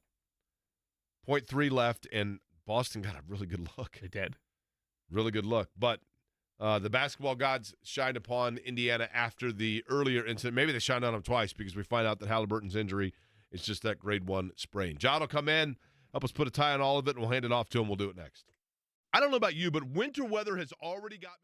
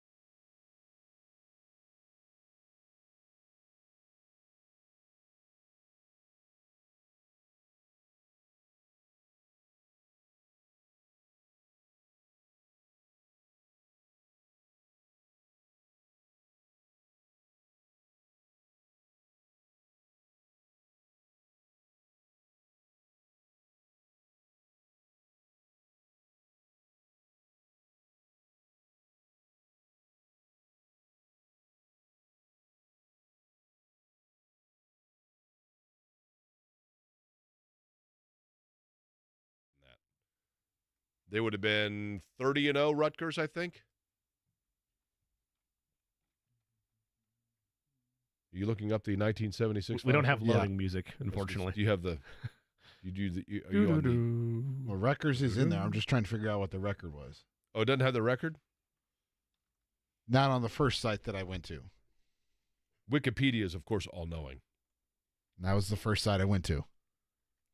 1976 NCAA tournament. I'm just telling you, Rutgers was undefeated. Rob Hodgson, by the way, was a shooting guard, like a 6'7" guard out of somewhere out east. I think he was from New Jersey, which would make sense if he transferred back to Rutgers. 28-0 when they entered the tournament. What were they? 28-0 when they entered the tournament. Yeah, so they were, what, I don't know if they wouldn't have been 32-0. They would have been 30-0 by the Final Four, 30, something like that. After 31 consecutive wins, 31-0. 31-0, okay. Were they beaten by Michigan? They were. Then UCLA got them in the consolation game. The consolation game. Do you know the last winner of the NCAA consolation game? I don't. I figured that would go where we went, but no, I don't. I am fairly certain on this that the last consolation game winner was Rick Carlisle's Virginia Cavaliers in 1984. I'm fairly certain that that's correct. The 81 there was an 81. No, I take that back. The last consolation game was 81. It was LSU over Virginia. I think that's what it was. Yes. That's what it was. Yep, you're correct. That was the final consolation. Can you imagine the Final Four consolation game? Like you lose in the Final Four, and it's like, but good news, you get to come back tomorrow and play for third. Get that bronze medal. I mean, good Lord, no way, right? Like, no. I mean. Oh, can you imagine the opt-outs for that game? Yeah, in today's day, right? Gosh, Florida State has made it to the Final Four, but they actually have 2 walk-ons that are going to be playing in they had open tryouts in the gym last week. The consolation game, that's right.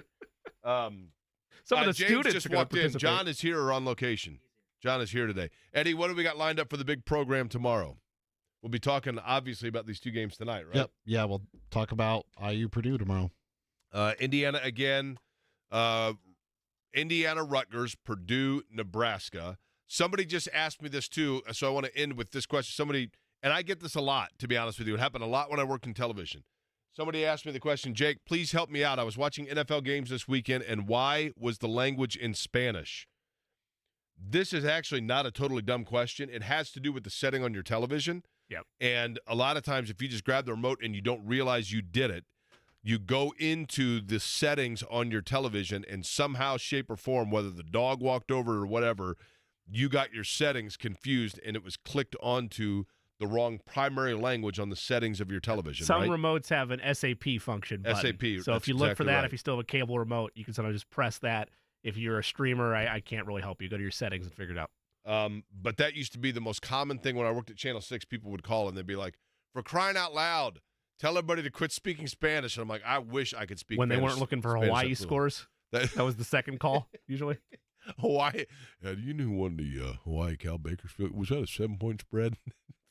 12:30 at night on a Tuesday. It's like, hey, buddy, 1-800-9-WITH-IT. That is the telephone number. I can assure you it is 1-800-9-WITH-IT. All right, tomorrow we'll recap all of it again. Best wishes to Jim Irsay. You saw that, of course, that report from the Colts earlier today that he is battling a respiratory illness, and so we hope the best for him. Tyrese Haliburton, 2 to 4 weeks. That's the status as of now. John is up next. We'll be back with you tomorrow at noon here on 93.5 and 107.5, The Fan. The Ride with JMV.